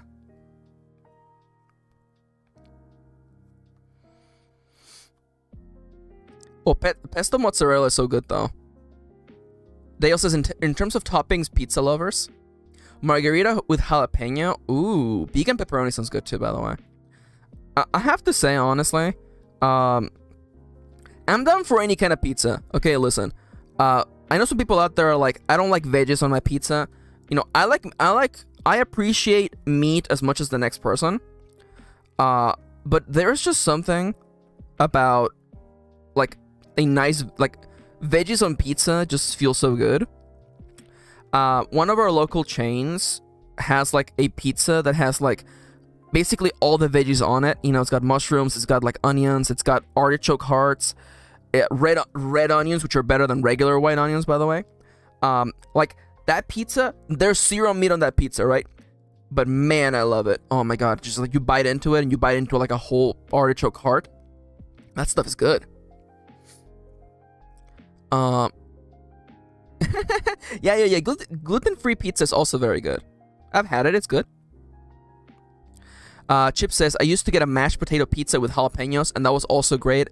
I'm under the curse now. Can't have too much potato or it gives me the flare-ups. Oh, I hate that. Rip. A moment in silence. A moment of silence for Chips, by the way. Honestly, it's good for you. Too much starch is bad. Too much starch is bad for you. So honestly, it's for the best. Interesting. Veggies on pizza usually doesn't do it for Raquel. Makes it too soggy or too textured. Interesting. Okay, I was waiting for someone to say it. Dale says, don't labast me, but I sometimes put pineapple on pizza. Honestly, you know what? I'm at the point in my life where I'm like, I don't judge anybody for putting pineapple on their pizza, honestly. At this point, I don't care. Life is too short. You know what? Live your best life, buddy, honestly. If you like pineapple on pizza, this is... if you like pineapple on pizza, this is a safe place for you. That's all I gotta say, okay? Feel free to add that as a new quote, by the way.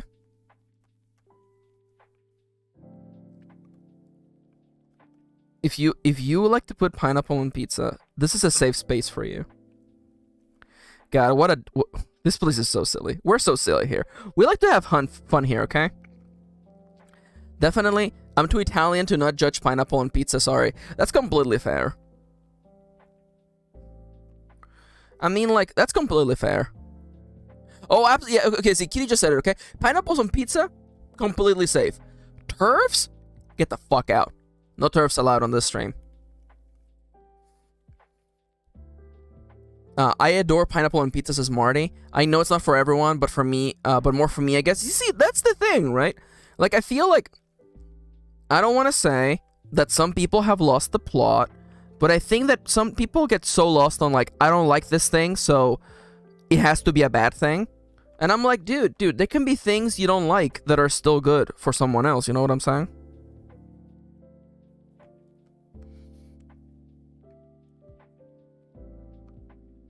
Oh, definitely like this. Wait, I'm kind of okay with this. Can you give me just like, Can you have them be like different length, please? Could you get me a printer of oyster smiling, please? Okay. I don't like warm fruit, so I can't do it. That's fair. Oh, Timber's here. Hi, Timber. Welcome to the stream. How you doing today, Timber?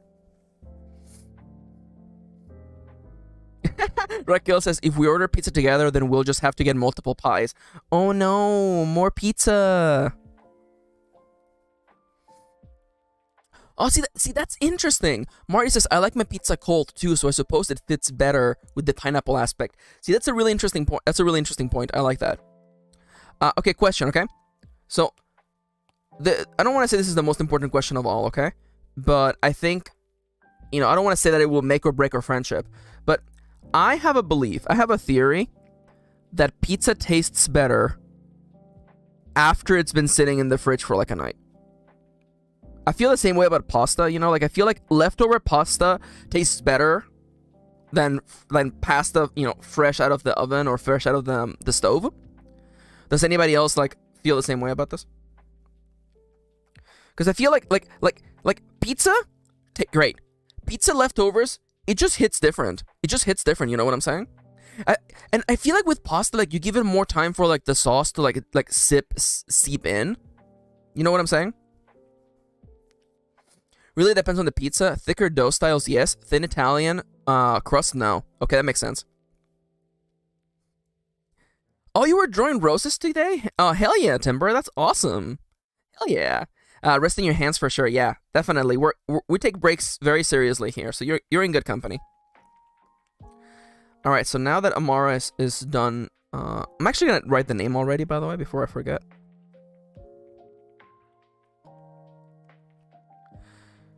It's Amara with her jester pants that are a spoiler, so I'm not gonna tell you why she wears jester pants underneath that thing. It's not a super spoiler, but it's one of those things where you're like, oh, that's why that's the case. OMG, leftover Chinese food is really good. It's true though. Oh, next day curry is incredible. It's true. Yeah, something about the sauce flavor sitting in. It's true. The only Mars says the only leftovers I really like is Chinese food. Oh yeah. So the texture can't get bad. This is fair. Korean goulash and lasagna gets better the first 3 days after cooking. It's so true though. Oh my god. Sorry, I haven't thought about lasagna in so long. So Amara has dark skin, and when you're drawing dark skin, when you're painting dark skin, you want to make sure that you're not making it too unsaturated or too saturated. You want a little bit of a balance in what you're doing with dark skin. I'm gonna go and steal Hoshi's like mouth color though, because this will save me time. Doesn't feel super right, but that's okay. Oh crap! I didn't actually fill in the darkness of Amara's eyes. Whoops. Give me a little bit of this. Give me a little bit of this, and then give me white. Although actually, you know what? I'm a fool. I bet Kitty was yelling at me in the comments right now. Amara looks angry. Yeah, well, Amara has reason to be angry. I'll just say it like that. Oh crap! I think it's. I nearly forgot the very important plot element of Amara's eyes. Whoops! Almost forgot that. Amara is wearing a blue cloak. A nice, vibrant blue cloak. Looking a little bit like something a Final Fantasy Black Mage would wear. That blue is way okay. That blue is absolutely way too blue. So in that case, I'm gonna grab you, make you a little bit darker. Here we go. That's better. And now underneath underneath Amara. She's underneath her jacket. She's wearing like freaking jester pants. Amara has them David Bowie eyes. It's true. Wait, did David Bowie have heterochromia? Wait, hold up. Does David Bowie have like multicolored eyes? Can I get a fact check on this, please?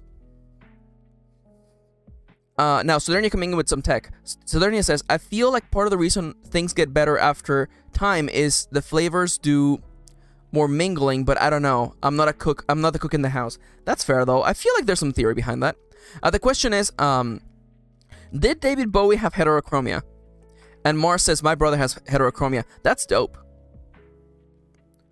That's cool as heck. I love that.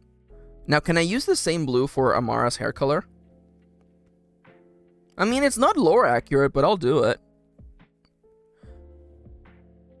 Oh, David Bowie got heterochromia after getting in a fight with over a girlfriend. Excuse me? I thought heterochromia is like something you were born with. I didn't realize you could like get it.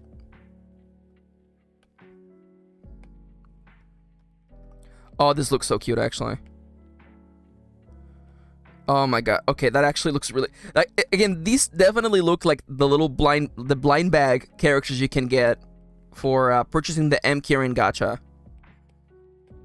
Oh my god. Available at your local Hot Topic, by the way. Amara's skin tone looks good, I think. It's not technically heterochromia, but his eyes did become different colors. Oh, okay, that makes more sense. Yo, Charlie's here. Hi, Charlie. How you doing today? Welcome to the stream. Welcome. God, I love Charlie so much. I want to see my little boy. Look. We have Fel. We have drawn Hoshi. I just finished Amara. I love you too, Charles. You're the best. Honestly, can we talk about Charles? Absolute hero. Charles has been sharing musical playlist of things you can listen to while playing Iron Valley, and I'm so grateful. Yeah, Charles is the goatiest. It's so true. Well, I guess I could just draw using this color so I don't have to change it later. I guess so. You're talking as if I did an incredible feat and then procrastinated on my writing this morning. ¿Por qué no los dos? Why not both? You procrastinated and did an amazing feat. That's the way I like to think about it. So, after doing, we have done 2 characters from the last Red Mage. So, back over to the Fabulous Gaze. Now, I guess I should draw... Oh, what David Bowie got is called Anisocoria? Anisocoria? Interesting. Huh. That's interesting. Man, we learn something new every single day. Well, welcome to the stream. Welcome to learning something new. I should do Kami. Which is funny because, you know. This would be so cute as animal pins. OMG manifesting. I was telling people that like these look like the blind baggies. Like you would like go to Hot Topic and get a blind bag of like a plastic characters, and you would get like you can get like the Fel Chaser. You can get like the Hoshi Fel Chaser that actually says slut across the chest. I was just rewatching Labyrinth the other day. That movie is something else. That movie is crazy. That movie reminds me that David Bowie was always down for doing something ridiculous. Because that man also, he was super down for Labyrinth. Just like he was super down for oh my god, Omicron, the Nomad Soul, the very first David Cage game. David Cage managed to trick David Bowie into not only appearing in the game as a character, but also writing songs for Omicron, the Nomad Soul. Man, shoutouts to David Bowie for just being an absolute legend, by the way. Rip in chat. OMG, the packaging for the Bread Mage one should be like a little world. Like, oh, I would love that. That would be so cute. Alright, so I don't want this to become a not safe for work chat, okay? But there's something I need to talk about, okay? So, you know, I've seen Labyrinth many times in my day. You know, ask me to sing any of the songs, I will sing them, It's the power of voodoo. Hoodoo, you do what? Remind me of the babe. I saw my baby crying hard as babe could cry. What should I do? Oh, sorry. My baby's love had gone. Sorry. And turned my baby blue. Nobody knew what kind of magic spell to do. Sorry. I'm deleting it. I am not sorry. But, so I've seen that movie a lot of times, right? And I never noticed, okay, this is going to become not safe for work for 2 seconds, okay? I never noticed David Bowie's just,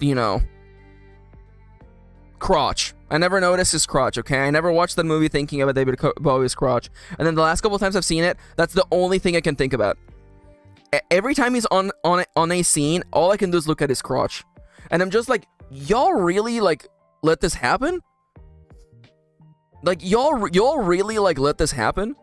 Like, I'm not saying that, was there nobody on set who was like, David, we can all see your schlong. We can all see your eggplant emoji. Maybe he was into it. Maybe he was into it. Good for him, honestly, Yeah, Kitty says, oh yeah, they let it happen, and we all liked it, and we paid for it. We paid good money to go into that movie theater and watch David Bowie's, honestly, good for him, honestly.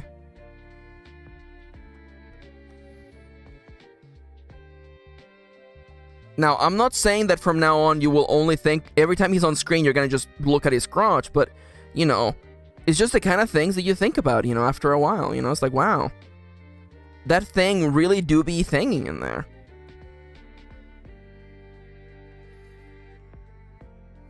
Jareth the Goblin King is for sure also one on my list of genders. Yo, honestly, though, I love David Bowie. Especially because I feel like if he hadn't been born back then and he was born now, he would just be openly non-binary and openly omnisexual. We all notice his magnum dong. You say that like we weren't already. Oh, wait a minute. You were all paying attention to the music and the set design and the Muppets? No, you were all just looking at his schlong the whole time? Everyone but Max, apparently. Yeah, I guess it turns out that Wow, can you believe that I'm... Can you believe... by the way, get ready to add this quote, okay? Man, can you believe I'm a dumbass? By the way, I want to let modders know, by the way, you can add quotes, by the way. Do exclamation mark quote and then type the quote, and then it will get saved. And then anytime anybody wants a quote, they can just do exclamation mark quote in chat. Only mods can add quotes, but anybody can request a quote from Nightbot.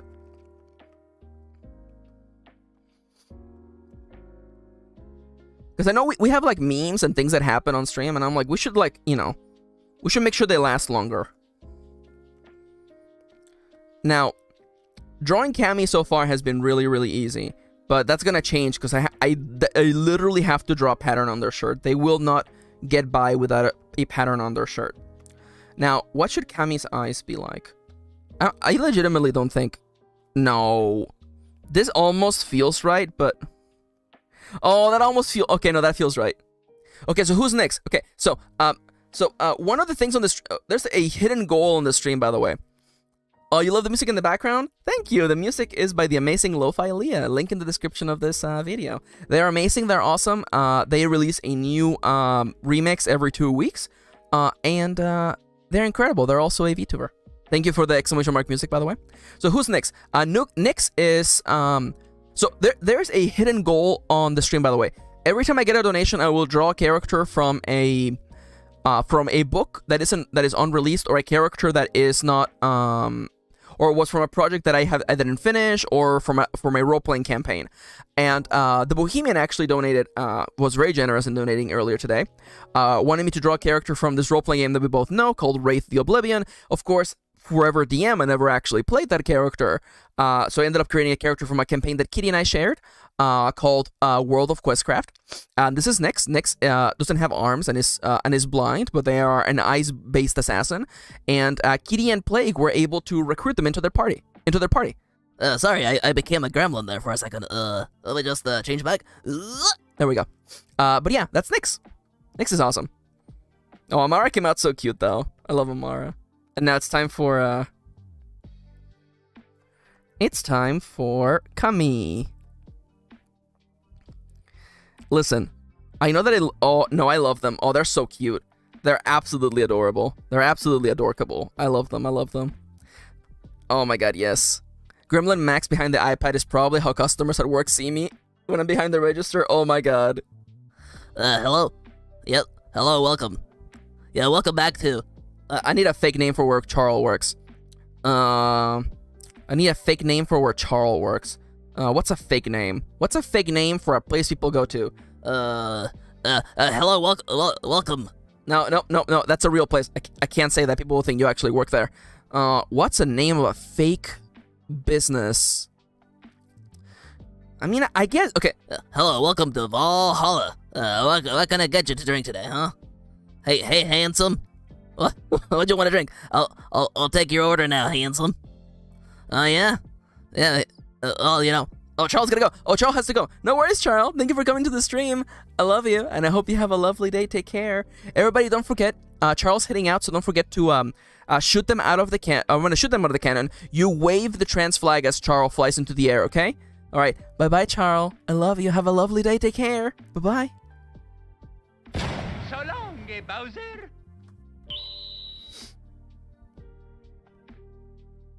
I love seeing the wall of trans flags every time. Yo, Arena's been here the whole time. Hey, Arena. How you doing? How's your day been? Welcome. I love seeing the wall of trans flags, by the way, every time someone leaves. Now, I know exactly what Kami's hair looks like, by the way. Kami has very nice textured hair, which I don't know how I'm gonna capture. I don't know how I'm gonna capture here, but I'll figure it out.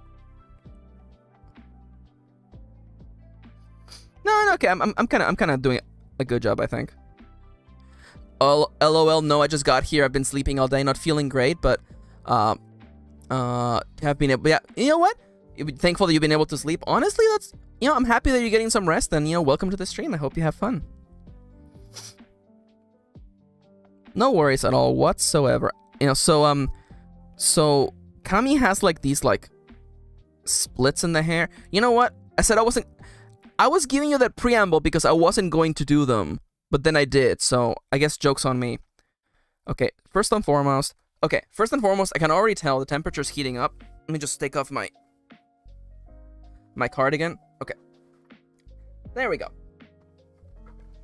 Better. I could feel the temperature rising. It's getting hot in here. People in chat, please feel free to finish the rest of that song for me. I feel like I've used up my singing quota for today with Baby Magic. It's called Baby Magic, right? What kind of magic spell to use? Slimes and snails? Something puppy tails? Thunder or lightning? Something so frightening. It's Dance Magic. Thank you, Dance Magic Dance. Thank you. It's 47 degrees and raining right now where you're at. Oh yeah, no, yeah. We had rain for a while, but we have been freed from the curse that is rain. And yes, we were talking about yeah, take off your cardigan. It's true. We were talking about Labyrinth, by the way, for anyone out there who's like, what are they talking about? We were talking about Labyrinth a second ago.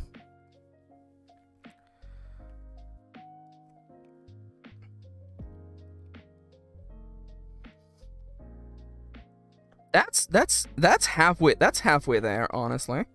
Let me just delete these overlapping lines. And that's Kami right there. Now, Kami, although Kami and Amara are both characters with dark skin, they do not have the same skin tone, unfortunately. This is going to be Kami.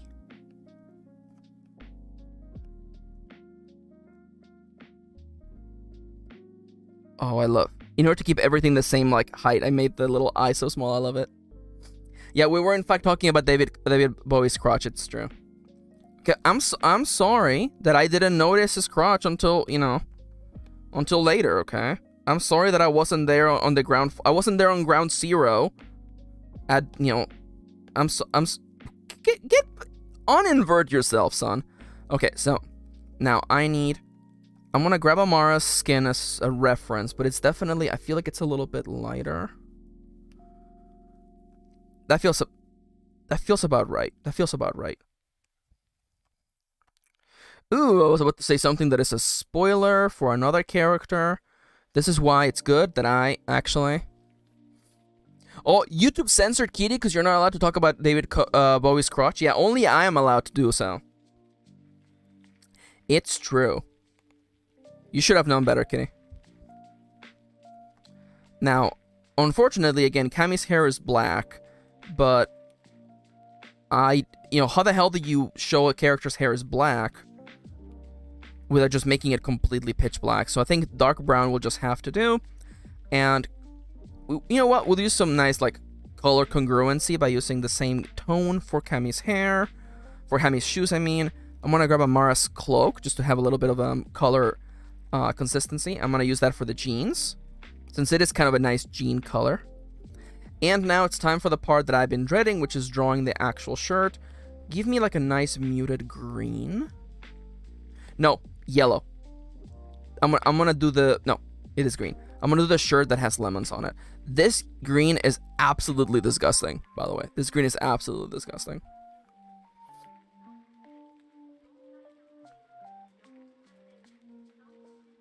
This green is absolutely disgusting and I hate it. But it'll have to make do for now. Now, remove this reference, make you a clipping layer, and it's now time to draw lemons.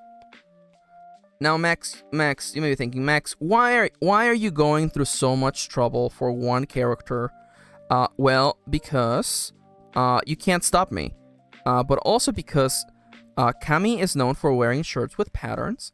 And I drew a shirt of I drew a version of them wearing a shirt that had lemons on it, and honestly, it's so on theme. Which book is Kami from, and are they a good or an evil character? Now, I'm not gonna go down the rabbit hole of talking whether a character is evil or not. Especially in my books, I think you just have people who have things they want to do. Whether they're antagonistical or a protagonistical character, I can definitely answer that question. Kami is from the Fabulous Gays, my book series. Kami is Hoshi's partner. Kami's pronouns are they, them. Kami runs the local music venue and is a loving, caring partner to Hoshi. In the Fabulous Gays, everybody has psychic powers. That's the whole shtick of this world, by the way. In this world, everyone has psychic powers, but nobody realizes it except for a handful of people. Kami has the ability to see things from afar, and they use this ability to help the friends. And Chip says that they adore them. I love Kami. Kami is so good. Also, these lemons need, like, a splash of color on them, honestly. Okay, well, not like that. You know what? That's perfect. I love them. Y'all, I'm reading right now, and both the MC and the love interest are such cringe fail losers, and I adore them. Hell yeah. Hell yeah. I love that, honestly. Man, speaking of cringe losers, man. The narrator of the Fabulous Gays is a huge loser, and I love them. The name of the narrator is Pages, and they are such an actual loser. God, I love them. God, I love Pages. They're so dumb. Is that already a break already? Jesus. Hey, everybody, take a chance to, like, stretch, get something to drink. I'm going to be doing that. Let me just first plant something. Just plant a bunch of clocks, Did I buy cookies by mistake? I didn't, thank God. Alright. So everybody get up and stretch, okay?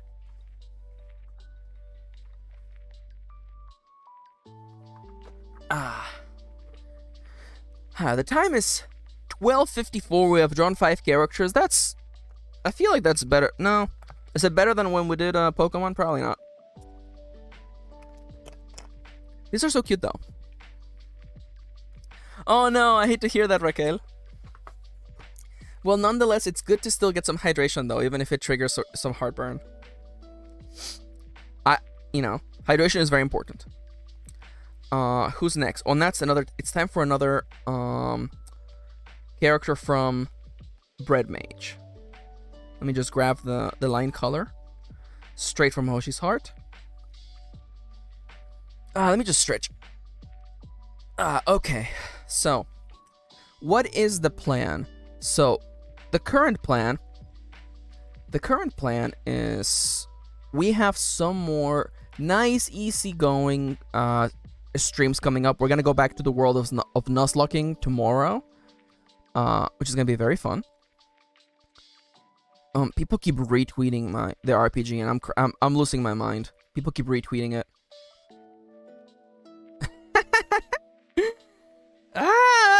People are so nice, God. People keep leaving really, really nice comments. I keep losing my mind. God. You guys have no idea how many times the RPG has been downloaded. It's incredible. God, I'm so lucky. Honestly, like it's everybody's hard work, not mine. I just cannot put things together. Like Iron Valley is doing so good. You know what? Let me double check. I'm gonna double check. I shouldn't double check because like, who cares? But like, I want to see. Am I still number 4 or have I climbed up even higher than that? I'm gonna go to. I want to browse games. And I want to browse games by... I want to browse physical games. Number 4, baby. God, number 4 under physical games. That's so crazy. And it's like... It's super crazy because, like, you know... Ironsworn Starforged is, like, number, like, 20 on this list. Crazy. I'm not gonna be there forever, but, like, man... It's kind of awesome. People are really enjoying it. Dale says, I swear that Psyduck moment in yesterday's Nuzlocke stream was hilarious. I'm happy you're having fun. Honestly, like, my favorite thing about Nuzlocke is just seeing, like, the randomness of things happening. Like, that Psyduck was incredible. I'm gonna make a moment out of that for sure. And Chip says, yes, more Iron Valley love. Yes, thank you. I'm just so happy that people are really enjoying it. It's one of those things where, like, I assumed that only, like, a handful of people were gonna like it. And I guess I was silly for thinking that, but... It's crazy. It's crazy. Now, we're not supposed to be back from break yet, but... Oh no, I can't... Oh no, my characters, they're getting drawn. The next character on the list is Virgen. Virgen or Virgin, either is fine. Virgen is a character from the last Bread Mage. They are Nightsworn, which you may be recognizing. Yes, the Nightsworn were a slight reference, a thematical reference to Ironsworn. Yes, that's why there was Sworn on their name. But she's Nightsworn, and she's part of a hollowed group of knights, or rather a group of knights that used to be hollowed and special, but the people of the Kingdom of Bon are constantly locked on wanting to expand their horizons, so they have spread themselves so thin that the former Ironsworn are now joined by soldiers fresh out of the barracks, and once that well dried out, they started recruiting literal children. So Virgen has been a Nightsworn her entire life, has never known anything else, has been marching and not fighting because she's never actually sworn her sword because she hates violence, but she's been forever trapped under a system of rule that teaches her that she ought to take things from other people. The way to solve the hunger for the people of Bon was to take it from others. And, thematically speaking, each of the 4 lands deals with the scarcity of the world in different ways. The people of Bonn dealt with it by taking it from other people. So I like the contrast of, Virgen being not. I mean, a crybaby is one way to refer to her. Let's be entirely honest. But she's sweet. She is kind, and she recognizes that the beliefs of her people are inherently flawed. The timer is going, by the way, so we're gonna focus in 3, 2, 1, go. And of course, she gets to have a little sword, because every Knight Sworn is literally bound to a sword. The sword is attached to their wrist and cannot be removed by anything, any force.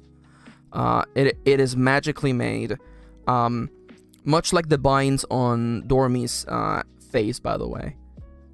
In the book, Fel attempts to remove the binds from Dormy, and has a bad time because of that.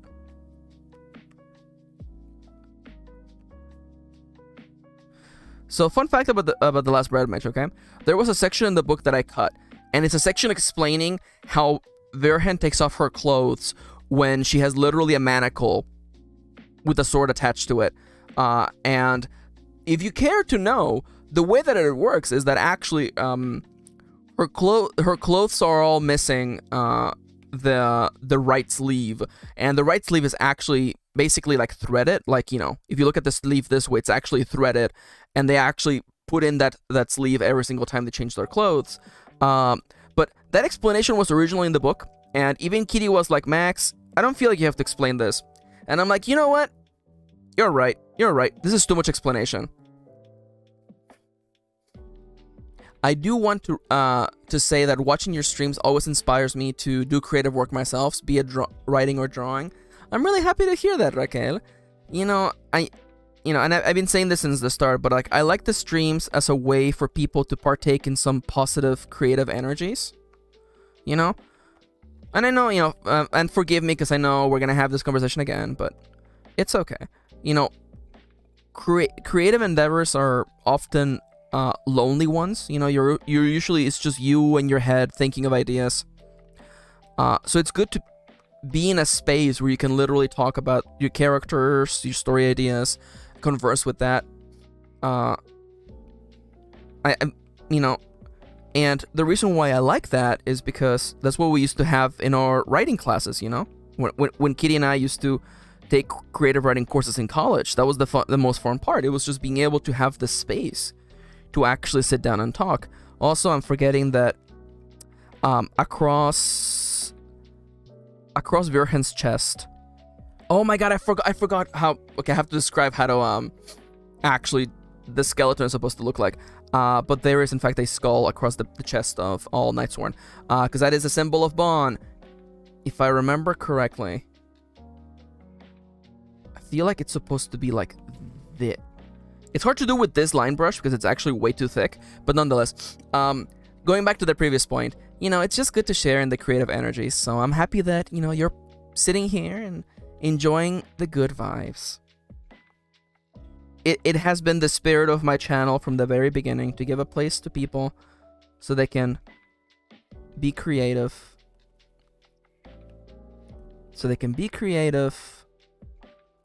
And chase their passions. Whether it be, writing or drawing or both. Neither is more legitimate than the other. They're all valid ways of expressing yourself. Speaking of expressing myself, you know what? Let's make the skull a lot less intimidating. Oh my god, yes. Oh, that is adorable. I love that. Oh my god, yes.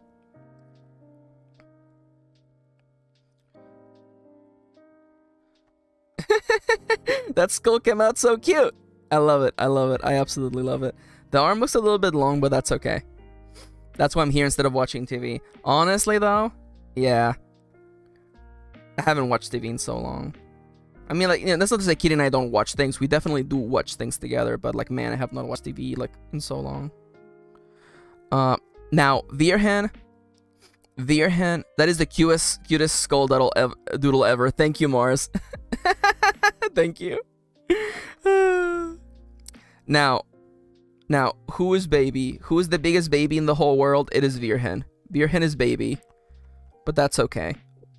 Oh my god, yes, she has to have a sad face. I'm sorry. She has to look sad because she's baby. Now, what the hell does Virhen's face look like? I know what her hair looks like. Her hair is cut diagonally. I passed fail already, didn't I? Nope. There's Virhen right here. Okay, so she has kind of like droopy eyes. Kind of like droopy eyes. Okay, got it. Kind of like droopy eyes. Nobody talks about don't talk about the images you see on your screen, okay? Don't talk about it, don't worry about it. Oh, Virhen needs a hug. Virhen needs a lot of hugs. She's had a bad time. She's had a bad time. This is definitely not what she's supposed to look like. Ooh, what if it was like this?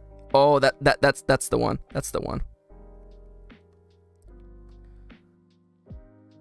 Group hugs. Yes, group hugs.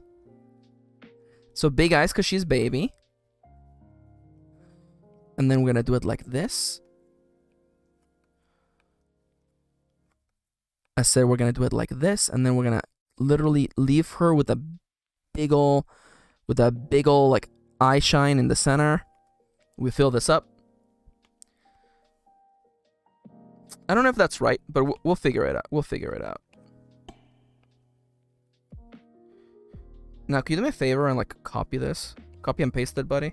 I recognize that the eye shine is not gonna be in the right. That is absolutely not. Wait, yeah, I don't have to flip it. I just literally move it over. I'm a genius. I'm absolutely a genius. Just move it over. Now I feel like, oh, here we go. Now listen, sometimes you have to commit to a character looking sad, okay? Now I assume that people who are buying this gacha pack, people who are buying this like this charm bag at Hot Topic, right? If what they're shooting for is to get the Virhen charm, they want Virhen to look as sad as possible, and that's okay. I'm here to serve. I'm here to serve. Okay. I'm a genius. Thank you. She seems like if she were to go mad, she would stomp around like an Animal Crossing villager. Oh my god, it's so true though. It's so true. Virhen exclusively expresses herself in Animal Crossing emotes for sure. But like none of the aggressive ones. Now, Virhen's hair, I already stated. Her hair is cut diagonally. Mostly because the people who are part of the Night Sworn, they don't have a lot of time to like care for themselves. So I envision that every time they have to cut their hair, they just grab the shears and they just like just go right across, you know, like giving you like the worst freaking bowl cut of all time. Except, you know, in this case, diagonal.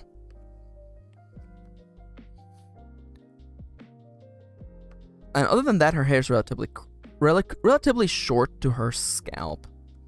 Close to her scalp, excuse me. Ooh, I like this actually. This looks really good. Now I'm pretty sure that I have like one of these. I give them one of these, and then that's it. It's not, the lines are not super perfect, I'm not gonna lie. Her hair is like Hannah from Hokuto Precure. Interesting. Now I will say Precure has some of the craziest designs. I'll look it up. You know, Alex hasn't been on the streams much lately, which is completely fine, to each their own, no judging. But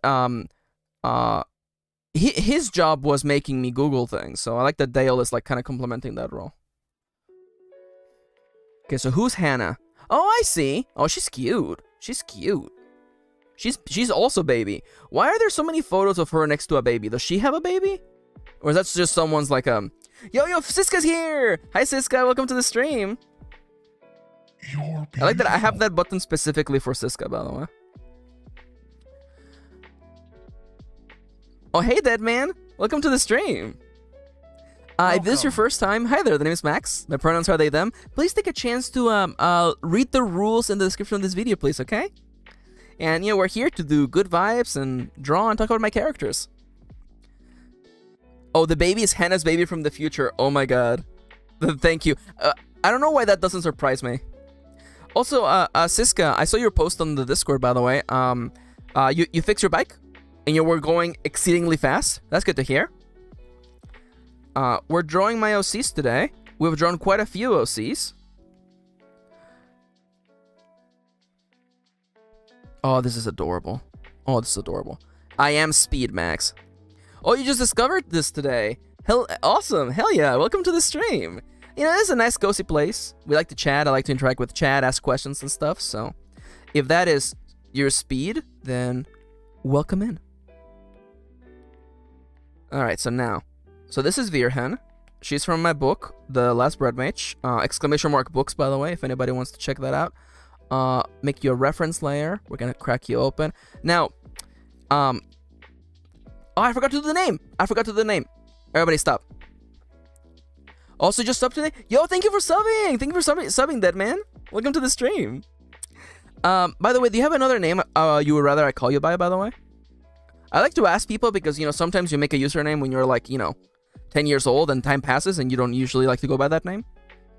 So this is Virgen or Virgin, whatever you want to say. It's fine.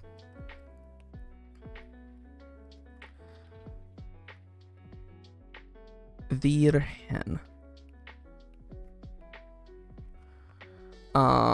Which for people who know Spanish, it is in fact the Spanish word for virgin, but it's just a real last name in Spanish, so I thought it was really nice for her. Now I'm gonna be using Hoshi's skin tone for this, mostly because Virgin is my new blurble. Oh my god, yes. Yo, if you haven't read The Last Bread Mage, there's a lot of Virgin in there. Oh crap, I gotta delete this line right here. So, yeah, there's a lot of Virgen in The Last Bread Mage. It's funny because one of the things about... Ah, crap, I put it in the wrong layer. One of the things about writing a book, right? And it's a pretty long book, let's be entirely honest. It's a long fantasy book, right? And I have expected people... Oh, so what am I drawing today? I'm drawing my characters. I'm drawing them in a cute, adorable, marketable baby style. Similar to these Love Life plushies. And I've been switching back and forth. I have 2 book series. I'm actually a published author. Hi there, MKirin. And these characters Fell, who is this adorable little dork right here. Let me just get a new layer real quick. This adorable dork right here is Fell. And this is Amara from my book, The Last Bread Mage. And Hoshi and Kami are from my contemporary fantasy series, The Fabulous Gays, where everybody in the world has psychic powers, but nobody knows it except for a handful of people. Virgen is from a story that I can only describe as Dark Souls but gay, and that's basically what The Last Bread Mage is all about. Thank you, I appreciate that, thank you. Now, much like Hoshi, Virgen has black hair, but I hate drawing black hair because it gets lost in the line, so I usually stylize Virgen's hair as blue. They're also cute, thank you. Siska says, I'm going to draw some cat people for my favorite person and then pass out. Yo, honestly, goals right there. The garlic bread mage. Hey now. I'm surprised no one has made that joke. Roughly how long is The Last Bread Mage? Alright, let me just go and open up... let me go open up Google Play, because Google Play has my actual word count. Amazon? Okay, I'll just go to Amazon then. Oh, this is not the right page for this? Darn it. Okay, you know what? Let's see. How long is the book? Can you please show me the book on Amazon, please? The Amazon page count is not like always correct, but it's fine. Okay, it is 338 pages. That's how long the book is. It is like I feel like I used to know what word count it was, but I've forgotten over all the drafts. It's like 300 and a half pages. No worries. It's chunky. Mars says cat update. Chloe has fallen asleep on my feet and is snoring so loud. Yo, blessed, honestly. Yanto's curled up in the room, but he's not snoring, so I sad. Now, as I was giving you lore for Virhin is a sad baby. She's sad baby, and she wears across her chest the banner of Bon. And she's basically kind of like, she has to be wearing it basically at all times. That's why it's kind of interesting when it comes back later in the story. I'm not gonna spoil anything, but I'm just gonna say I really like that scene in the book. I feel like I did a really good job with that scene in the book. By the way, if anybody in the chat ever has any writing questions, you're welcome to ask them, by the way. I have a lot of experience writing books. The line color is correct. Everything is good. All right. Let me just turn off this reference layer. Combine everything. Boom, boom, boom. And that's Virhin right there. She's so sad. She's so sad, but that's okay. She has her friends, so everything's fine. Now, this next one is important, okay? Can I hear, yeah, it sounds like it would be like 80,000 words or so. Yeah, that would make sense, I think. I think it's high 80s, but nonetheless, yeah, that's about right. Could I get someone in chat, please? It's time for another fabulous gaze character. Can I get requests in chat, please? Because, Hoshi and Kami are the very clear protagonists to the story. They're partners. They are central to the plot in both book 1 and 2. And after that, the supporting cast is a little bit difficult. Oh my god, I love Timberwolfie. Timberwolfie says, I will ask questions as soon as I can figure out what my characters are actually trying to do. That's funny. Yeah, I get that. So someone was actually asking a question like that on the Ironsworn Reddit, and I didn't want to butch in with my writer answers, but honestly, I feel like sometimes it's good to ask you characters what they want, This one person was struggling a lot because they were... they had like, oh, all these things are happening in my game world, but I don't know how my character like goes about, dealing with these problems. And I'm like, well, what does your character want, Because it's really easy to be like, well, bad things are happening in the world, yeah, but how does your character feel about them? What is your character's role in all these things that are happening? You know what I'm saying? Now, Das says that Archer is one of their favorites, and Archer is the main driving force in book 1. The Fabulous Case is an ongoing series. The Last Bread Mage is complete. It's a complete one and done book. And if you want to know what my writing is like, I recommend that you pick up The Last Bread Mage. The Fabulous Case is also very good. I really like it, and it's the series that I'm looking forward to getting back to the most. I actually already have the 3rd book is written and edited. I just have to, finish it up. My character wants to become Emperor, says Siska. Why did I make him such an idiot? Well... all I gotta say is that you have a mission, Siska, and, you're gonna have to go out there and they're gonna have to become Emperor. That's your cross to bear.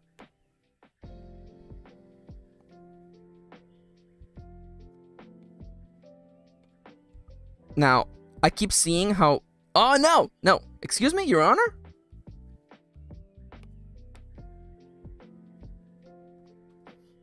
All I want is for this ear to look like okay. Every time I look at this ear on my other monitor, I'm like, this looks wrong. It is incredibly wrong. How have I been so wrong? And I realize now that I'm like, if I draw Pages doesn't have ears. So, now let's do Archer real quick. Archer, again, is the driving force in book 1. They come back in book 2 and are pivotal to book 3. But, Raquel says... I kind of fear my characters are falling in love too quickly, but then again, it's kind of realistic for lesbians. Like, some people like their romance to happen over hundreds of pages of yearning. I'm gonna tell you right now, I don't have the energy for that. I don't have the energy for writing or reading a story like that. I'm not gonna lie. Again, to each their own, right? Everybody wants different things, right? But for me, man... I don't know if I have the time to go through a book where a character's just like longingly looking out the window, thinking about the other person, and I'm just like, man, you could just go and ask them out, If they break your heart, they break your heart. At least you don't, you're kind of like done with this.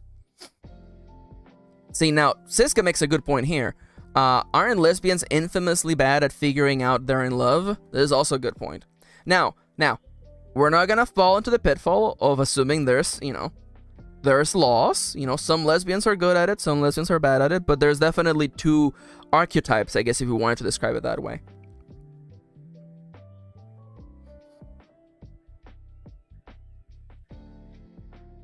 Now, Archer, of course, always wearing oversized hoodies. Archer, by the way, is a trans boy, or a trans man. I guess we can say man. I guess he's a trans young man. Okay. Irina makes a good point, but also that question and realization and doubt of, did we fall in love too quickly? Do we know each other as well as we thought we did? Could also be a great point of tension in the plot. That's a really good point right there. Trans mask. Thank you. Yes, but once they figure it out, they go hard. Oh, hey, Igor is here. Hi, Igor. Welcome to the stream. It's been so long. Welcome. Greetings. I'm enjoying my characters today. We've done quite a few characters today. Now, am I still... Yeah, I still have that. So, you know, Archer wears big oversized hoodies. He's trans mask. And he has a crush on one of the boys in his college class. And he first reaches out to Hoshi. Hoshi, by the way, has the psychic power of being able to read minds, and they use that power to help people with their problems. So when Archer first reaches out to Hoshi, Archer is like, you know, help me figure out whether I like this boy or not. And Hoshi's like, holy crap, this kid has incredible superpowers, and spends the book helping them unlock their powers. Chat, how is your day? Igor is asking, how is your day today, chat? I'm having a good day today. It's a big emotional day. I was talking about this earlier, but it's been a big emotional day because the role-playing game that I created is doing really good, and today's Valentine's Day, and Valentine's Day for me is the anniversary of me and my sister arriving in the United States. So it's been 20 years since the two of us arrived in the US. What a lovely little memory. I'm really happy that Valentine's Day means something else to me. No worries, Timber. Timber says, if anybody can see this, my internet is betraying me. I'll catch up with the VOD later. Oh, no worries. Thank you for coming to the stream, though, okay? Now, everybody, take a second, by the way. I'm gonna shoot Timber Wolfie out of the cannon. So, the way that this works on this channel, by the way, is that when someone leaves, I shoot them out of a cannon, and we wave the trans flag at them, okay? So, at the count of 3, thank you for joining us, Timber Wolfie. Bye-bye. So long, Bowser. I love seeing the little wall of trans flags. Now, these are not perfect. They're in fact not perfect, and I hate it. X's and crosses are really pivotal to Archer's plotline, so I want to have them on his little sweater. So long, Bowser. Yeah, thank you. Now, I think if there's someone who should be like who should look absolutely like a baby, it should be Archer. Archer is, oh my god, I love the big mouth. Yes. Yes. Oh my god, you have no idea the amount of power that I gained just from drawing his happy face. Oh my god, yes. Oh, he's so happy. Archer deserves to be so happy. Now, I'm not saying that he isn't going to get happy or that things are bad for him coming down the line, but I'm just saying Archer deserves to be happy. God, what a good boy. Now, do I have a doodle of... Let me just go over to the Fabulous Guys. I think I have it. Nope, wrong folder. What does... The Fabulous Guys. What does... Okay, okay. Let me see. Can I find a good image of Archer? I mean, like, there's Archer right there. You can't... Yeah, there you go. That's Archer right there in the center. Pages on the bottom and Hoshi on the top. Oh, this piece came out so good, though. I'm still really proud of this piece. I should, like, redo it. Did I miss one? I probably missed one, yeah. I love Pages. Pages is so good. Oh, yeah. Oh, my God. Archer looks so baby on this image, though. I have to, like, redraw. I have to redraw these because they look way too baby. He looks way too baby. But yeah, that's the narrator of the Fabulous Guys. That's Pages right there. They're a big fucking dumbass. I think I have a really cute image of Pages somewhere. Where is it? It's back here, isn't it? Oh my god, there it is. Oh, I love this. That's Pages, baby. That's Pages. That's the narrator of the Fabulous Guys. Don't worry about it. Don't worry about it. Raquel asks, why is Pages so scary? Don't worry about it. Honestly, like, I feel like if, like, oh, so Pages is like a funky little dude. Oh, yeah, I get. How would Pages react to that? I feel like Pages would be like, I guess I'm a funky little dude. No, you know what? I'm gonna tell you what Pages would do, okay? Pages would be like, holy crap, Siska's so cool. Do not disagree with the cool person. Do not disagree with the cool femme, okay? That's absolutely what Pages would do. Pages would be like, holy crap, this cool femme thinks I'm cute. Fucking don't disagree. No matter how much you fucking hate yourself, says Pages, no matter how hard you hate yourself, do not disagree with the cool femme. Oh yeah. Pages is an actual dumbass though. Now I know what you're thinking, Max, sure, Pages is a dumbass, but when can I get more Pages being a dumbass? Well, every book, Pages becomes more and more feral, okay? And I'm like, for book 3, Pages has absolutely lost it. It's great. I'm excited for book 3 because Pages absolutely loses it. It's great.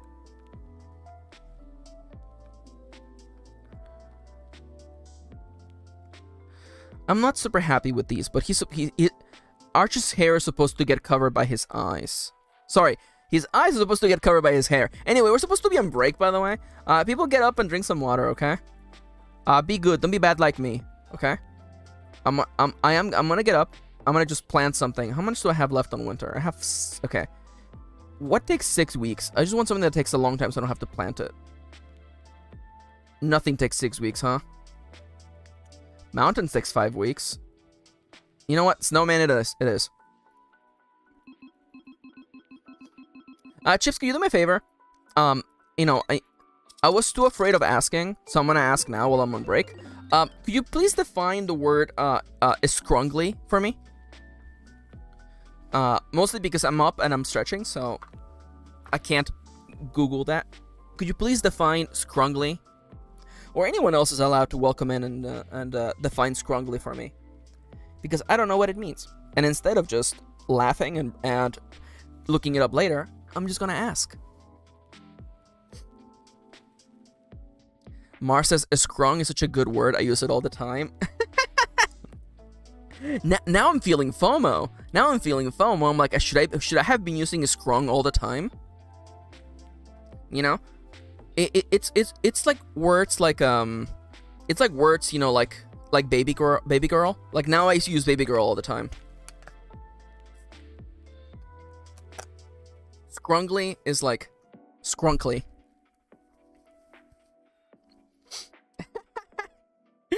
I like Mars is like, I'm not quite sure how to define it. It's kind of like a vibe, you know?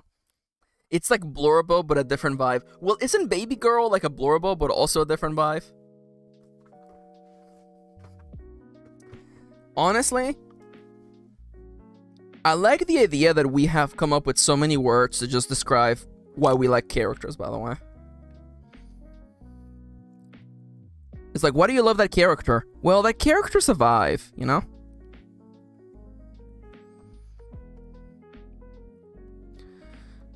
Okay. Thank God it doesn't look just like Thal's hair, thank God.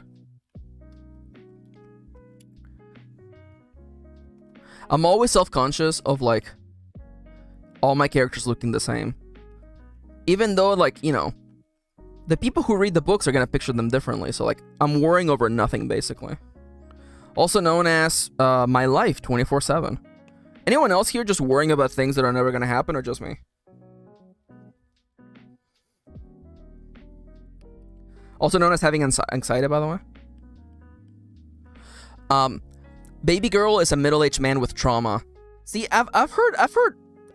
Excuse me, I became a gremlin there for a second. Excuse me. I've heard different things about baby girl. Blorbo and baby girl are cousins in meaning. Scrung is a way to describe a type of blorbo. What's going on? What's going on? I've lost it. I've lost the plot.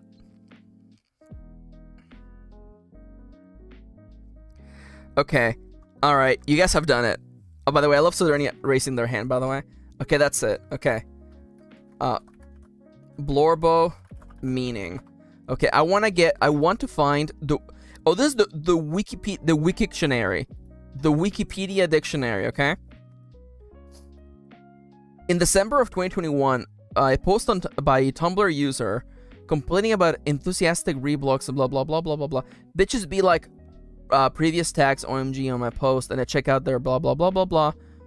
And it's like blurbo from my shows. Fandom slang, neologism. A fictional character or celebrity of whom one is especially fond of. Okay.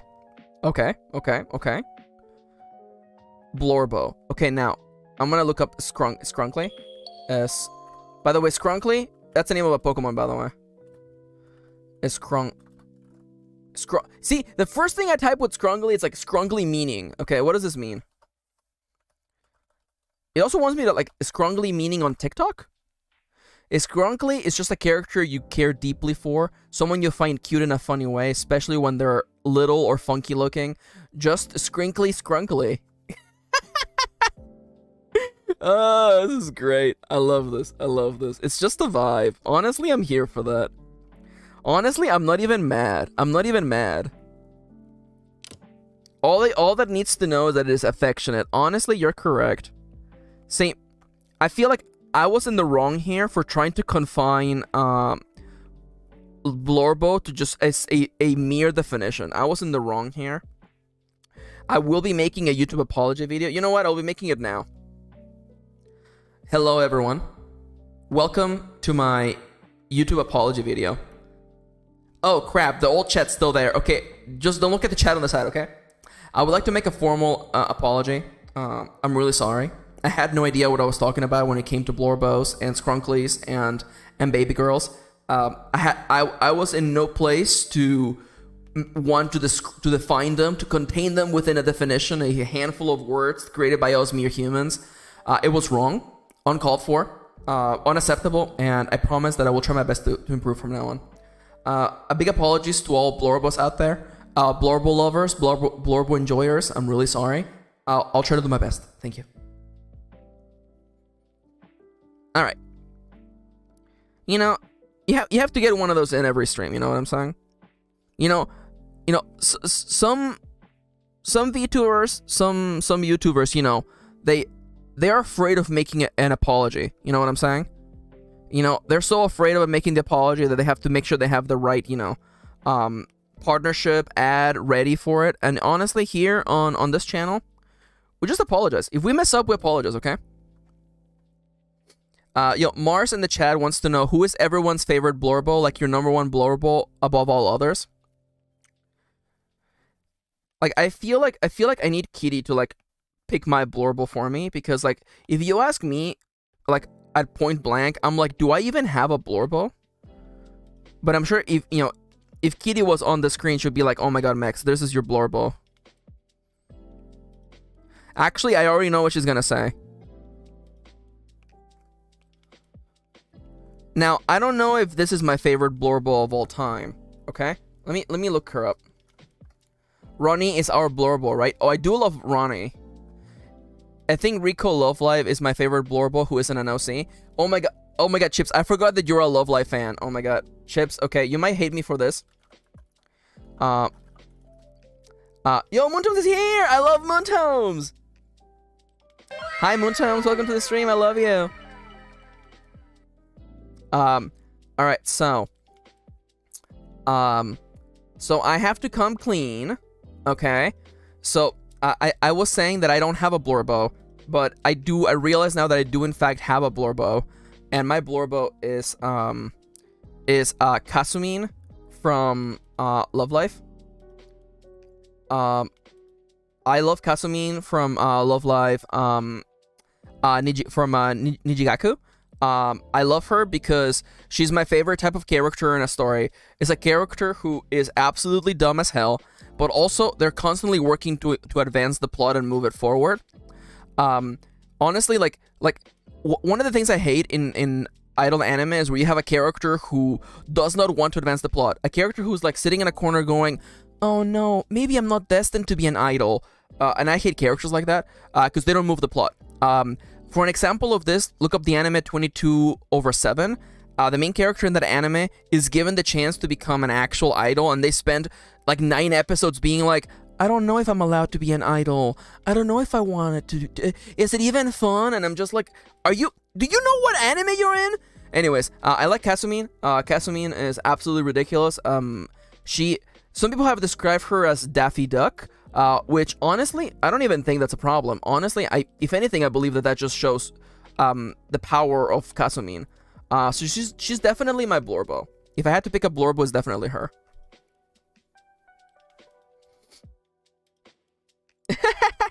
By the way, I'm happy that Chips agreed with me. Okay, that's all I needed to know. I just need to know that Chips agreed with me.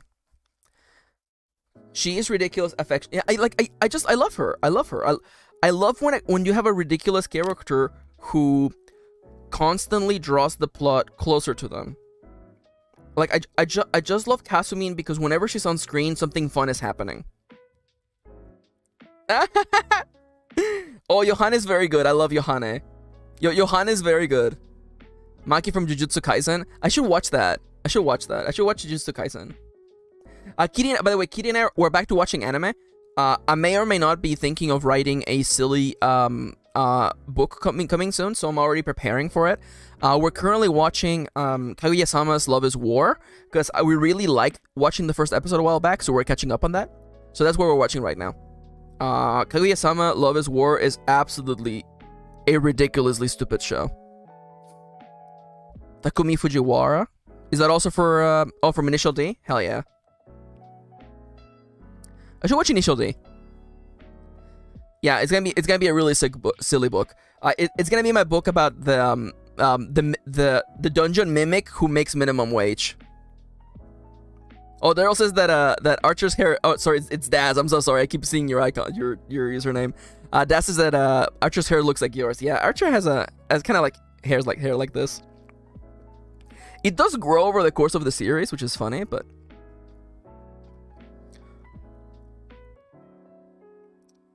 Yeah, see, like, oh, by the way, Kitty, we're talking about I love Moontoms. They make minimum wage. They're getting paid. I love that. Yo, dirty blonde hair, Dale. Hell yeah. I love the dynamic of the dumbest geniuses engaged in warfare. It's so true, though. It's so true. I'm ashamed of how I could have forgotten about the most blorbo of blorbos. Yeah. See, that's the thing. When you start talking about your blorbos, you just start remembering. You know what I'm saying? Like, the blorbos come out of the woodwork. And that's okay. Alright, so. Archer wears, like, a nice, like a sky blue sweater. And the rest of their clothes are literally, like, Hot Topic, like, jeans and, like, sneakers. I guess this is fine. Oh, Mob Psycho, that's right. That's right, Mob Psycho. Mars, is Mob Psycho funny? We were actually talking about this because we were looking up anime that was funny. And Mob Psycho showed up in the comedy tab, and I'm like, I don't actually think it's funny. Because there was also, like, other anime.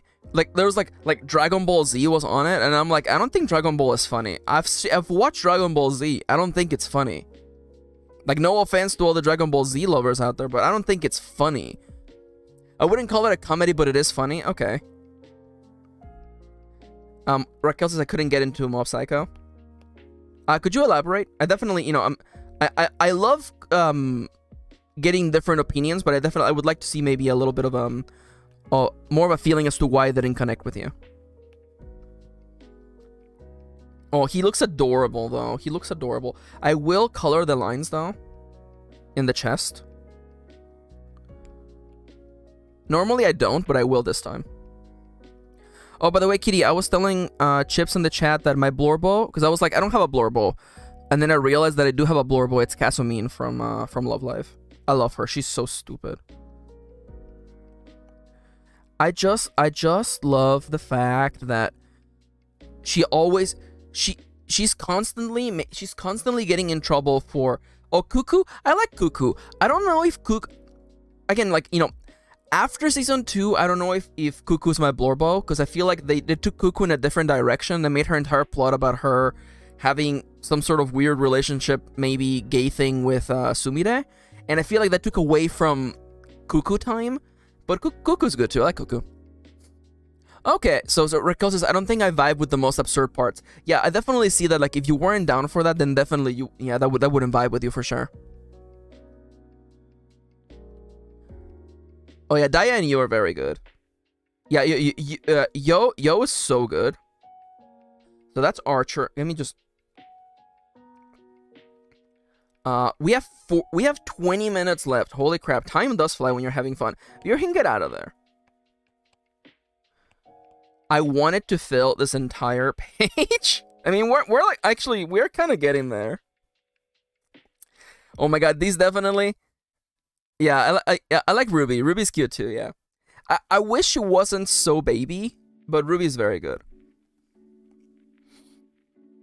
Oh yeah, Love Life Chan on main, let's go. Yeah, this would be really cute as stickers, huh? Oh my god.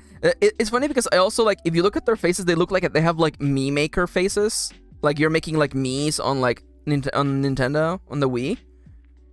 Oh, I love Virhan with her stupid, sad face. Alright. Thankfully, I will have enough time to make the Chosen 4.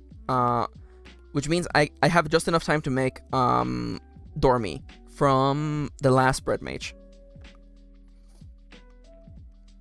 This was really fun. Would y'all be interested in maybe another stream where I draw my characters like this? Because I have a lot of characters. Listen, like I haven't even like started. Have you considered making a pick crew? It is something that I've considered. It just seems like an awful lot of work.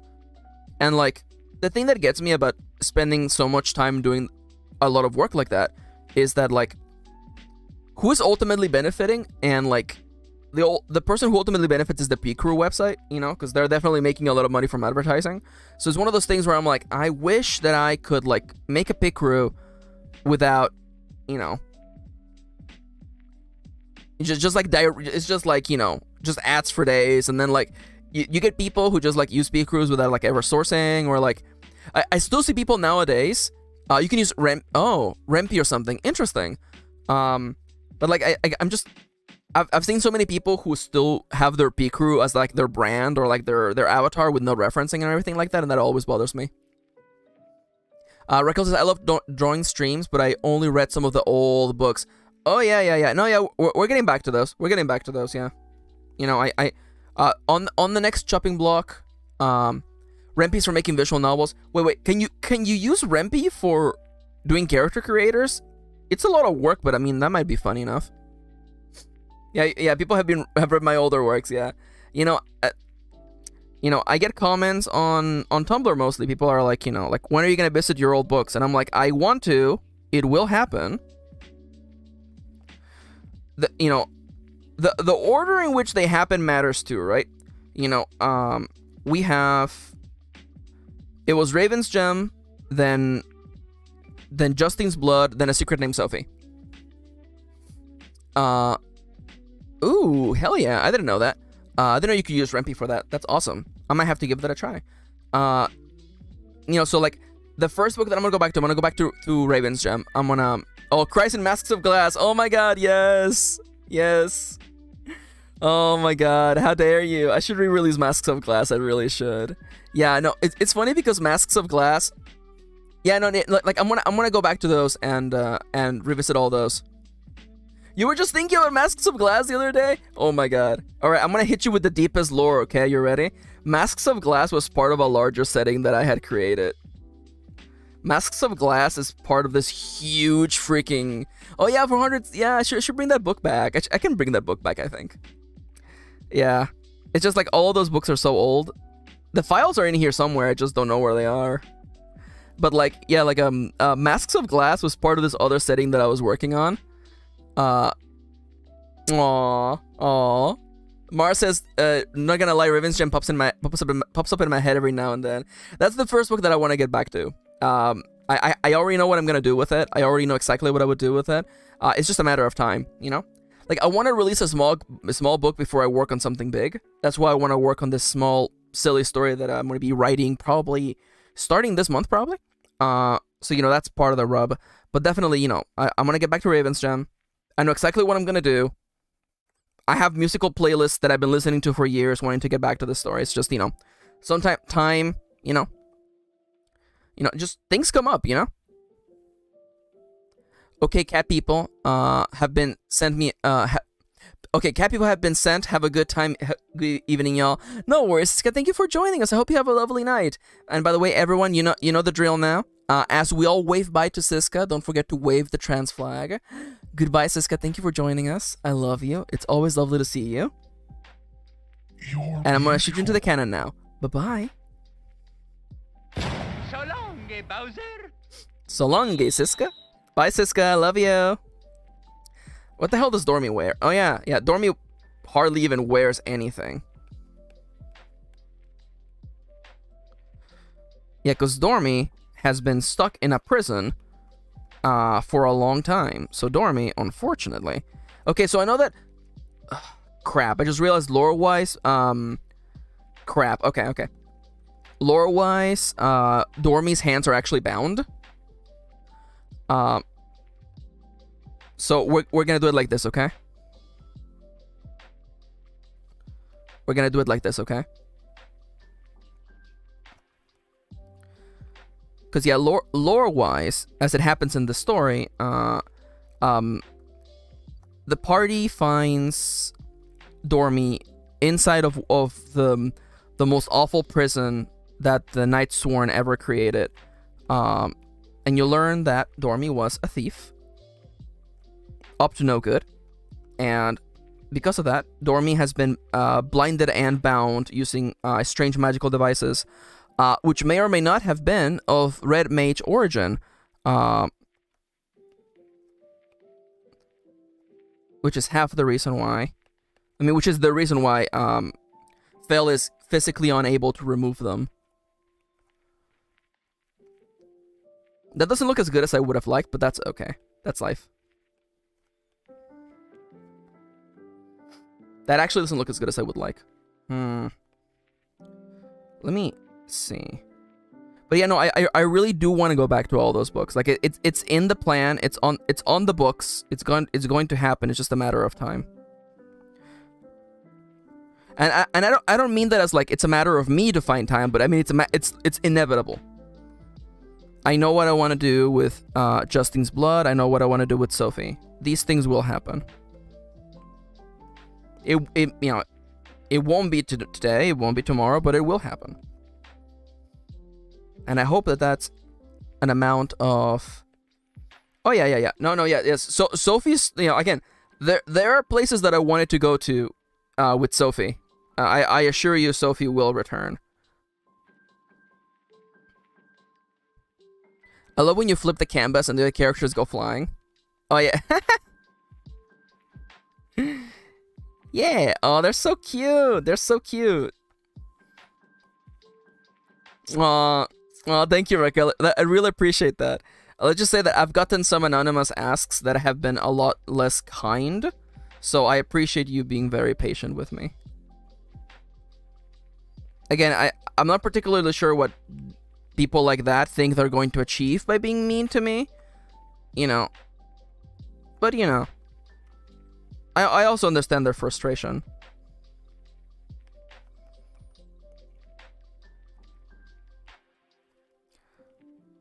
Take care of yourself first. That is the important thing. Yeah, people are dumb, but I guess it's just it's empathy, right? Like I imagine that if I was in their shoes, I would probably also be a little bit frustrated, that especially when it seems that I'm not working on anything at the moment. I'm always working on something.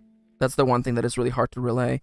In part because I don't like to talk about my projects, because sometimes a project dies. You know what I'm saying? And I don't want people to feel like, oh no, but you were talking about so and so. What happened to so and so? Well, the book died. I'm sorry. Raquel says, no author owes me a sequel to a book I like. I like that attitude. I really appreciate that. Marty says, yeah, don't rush the process. Good things come with time. Thank you, Marty. And Mars says, I have a question from the olden days of Max on YouTube. Was it you who raved about Durarara? Because I remember someone I watched years ago loving it and finally watching it like about a year ago.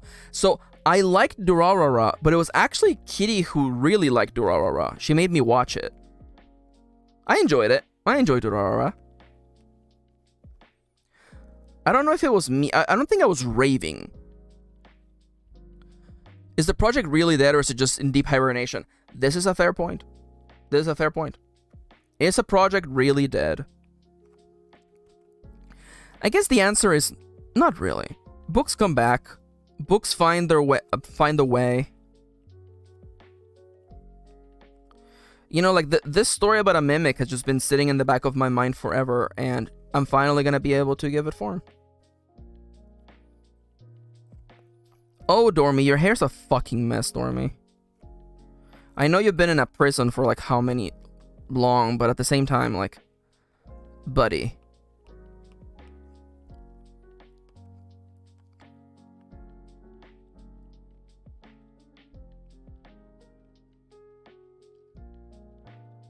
No, they're just sleeping. I love that. Lamau, okay, I remember it being someone and it just like clicked up. Oh, that's completely fair, honestly. I mean, I guess, you know, it might have still been me, but I just don't feel like I was raving about it. Although maybe raving means something else to you than it does to me. So at that point, we're just arguing about semantics now, aren't we? Well, really, it's me. I'm the one arguing about semantics. It's me. I'm the trouble. It's me.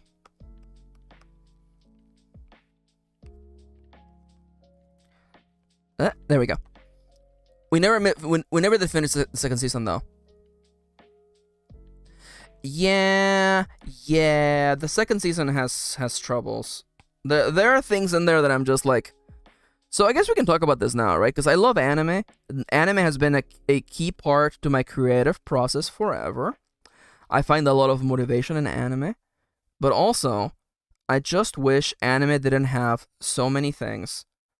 So many messed up things that I had to make concessions for. Because, like, I can't recommend anime to normal people, you know what I'm saying? I can't recommend anime to normal people because then weird-ass things happen in anime. Like, you have the two sisters from Durarara in Season 2, and I'm just like, how can I possibly recommend this anime to someone and then just literally have two, like, girls who are kind of in a weirdly incestuous relationship, and I'm just kind of like, anime, why you gotta be like this? Why you gotta be like this? Why you gotta be like a big weirdo like this, anime? You know? Like I was thinking about this, okay? So my favorite game from a couple years back is a game by the name of, oh my god. It's a game by, sorry, my brain is failing. It's a game by the name of Sankey Zero. Sankey Zero is a dungeon crawler with a really, really interesting story. And I wish I could jump from the rooftops and recommend that game, but I can't because that game is messed up. That game has things happen in that game that I am absolutely not happy with. And I'm like, ultimately the recommendation is always the same, right? If you like anime, you might be able to put up with this game, right?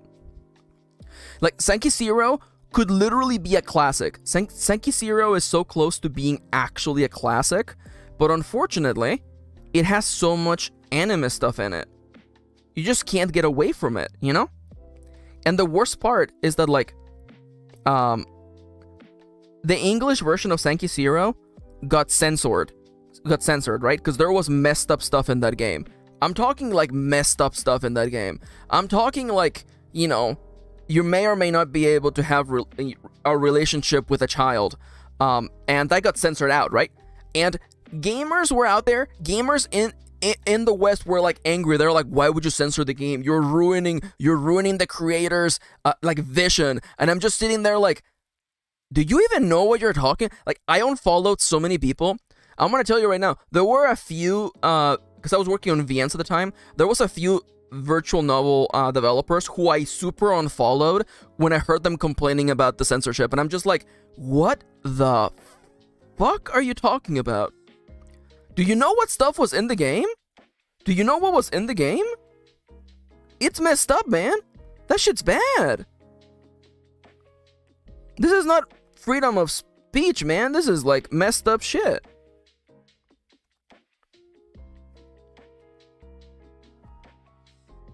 With yeah. Oh my god. No, Kitty, you're reminding me of how messed up it is. God. So there's a really good plot twist in Senki Zero. There's a really good plot twist, right? And that plot twist makes less sense if you consider the dating sim as aspect of it.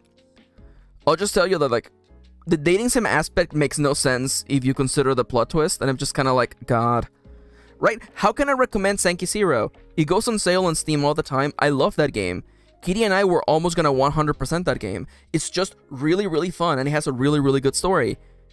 But how do we contest with the elements of this that are just sincerely just disgusting? How do we contest with that, you know?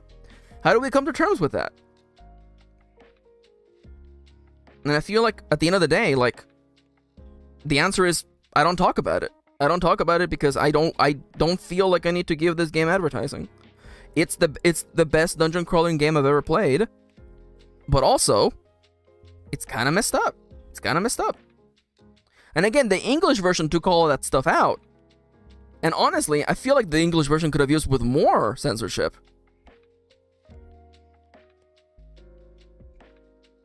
Sorry for bringing us down, by the way. It's just like, you guys got me thinking about anime, and I'm just kind of like, I wish that I could just tell everyone, hey, check out My Hero. My Hero is so good, right? And then I want to recommend My Hero, but then I think about all the female character designs, and then I think about Mineta, and I'm just kind of like, never mind, don't check out My Hero. If you don't watch anime, don't check out My Hero. You won't like it.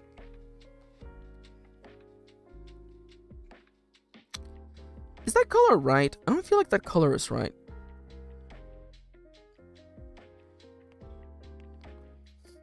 Anime is a lot. It really is a lot.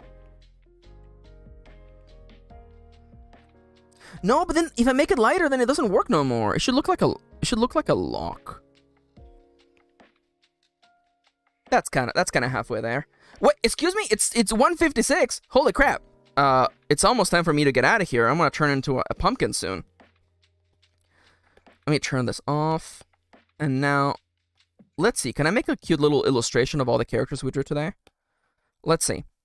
I'm gonna gather all the babies. Gather all the babies.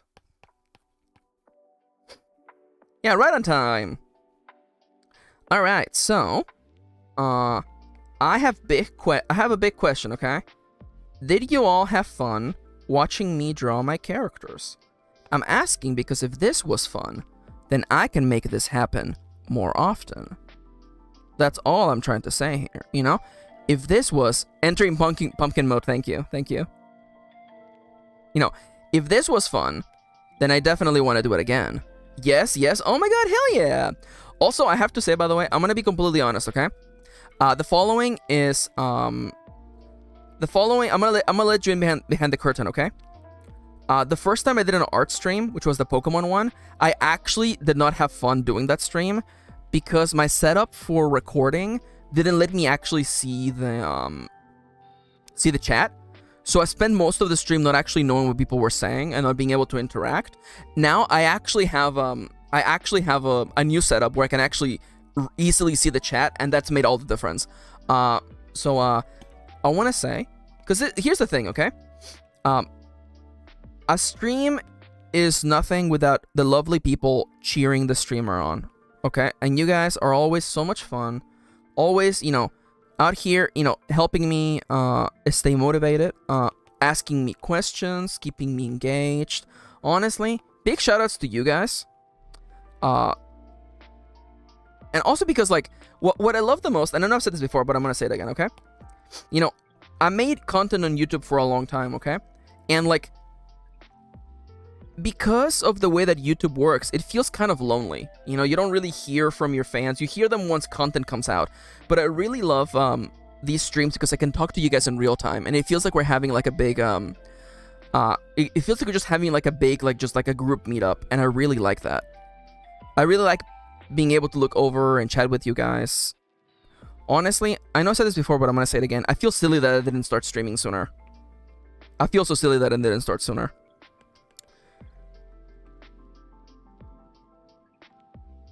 Oh my god, yes, it looks like I'm lining them so they're holding hands. Yes. I love that. I love that. That's a good catch, Marty.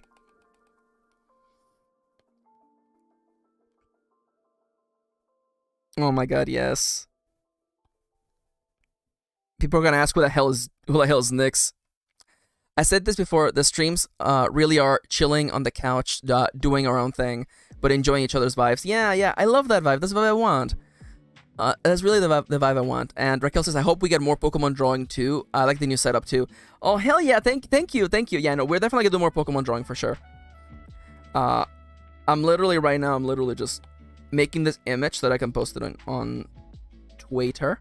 And we're gonna duplicate this. I should already be leaving. I know, Kitty, I'm leaving very soon.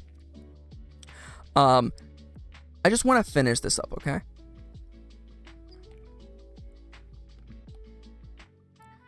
It's also so nice having like the Animal Crossing music in the background. It's just so fitting. And I'm thinking, take that away. Take that away. I said, take that away. Take that away. Take that away. Take that away. Take that away. Take that away. No, don't take that away. No, don't do that one either. That one's fine to go. And now we're gonna invert this. We're gonna fill it, and there we go. They look so cute. They look so cute. I'll make like a little gradient background. But for now, I want to say thank you so much for joining me today. Thank you so much for joining me today. Let me just go over to this screen real quick, because I need to remind you. Then first and foremost, Iron Valley is number 4 on itch.io. If you want to play Iron Valley, you can definitely do so. Do I still have the link saved? I don't. Let me pull it up. If you want to play my role-playing game, you definitely can. Let me go pull it up real quickly. I should actually add it to the list of links that I have. And also, by the way, when the stream ends, I will definitely so long Gay Bowser everybody, by the way. Everybody's going to get shot out of the cannon. So, by the way, the music you heard today is from Lo-Fi Leah. The app that I use to become a VTuber is Vtube. You can check it out yourself. And my website is MKirinauthor.com, where you can buy my books, such as the Fabulous Gifts Volume 1 and 2, and The Last Bird Mage. Bundles are also available on my shop. And don't forget to leave a like, by the way. That's one of the ways you can help the stream grow and help more people find our stream. Don't forget to subscribe and to hit the bell to be notified. These things actually help me get discovered. I want to once again thank you so much for joining me today. And as always, let me just get a little bit closer. Thank you for joining me today. And as always, I want to let you know that if you're having a bad time, if you're dealing with some bad feelings, I want to let you know that these feelings are temporary. Soon they will pass and you will find yourself back in the good days. So no matter how dark things may seem, remember that there's light in the horizon. We just have to get there, okay? Let's keep marching on together, you and I. We'll get to the good days again, okay? Take care. Goodbye. Good night, everybody. Bye-bye. Okay, that's all the time I've got. I gotta get back to playing Animal Crossing New Leaf on my Nintendo 3DS.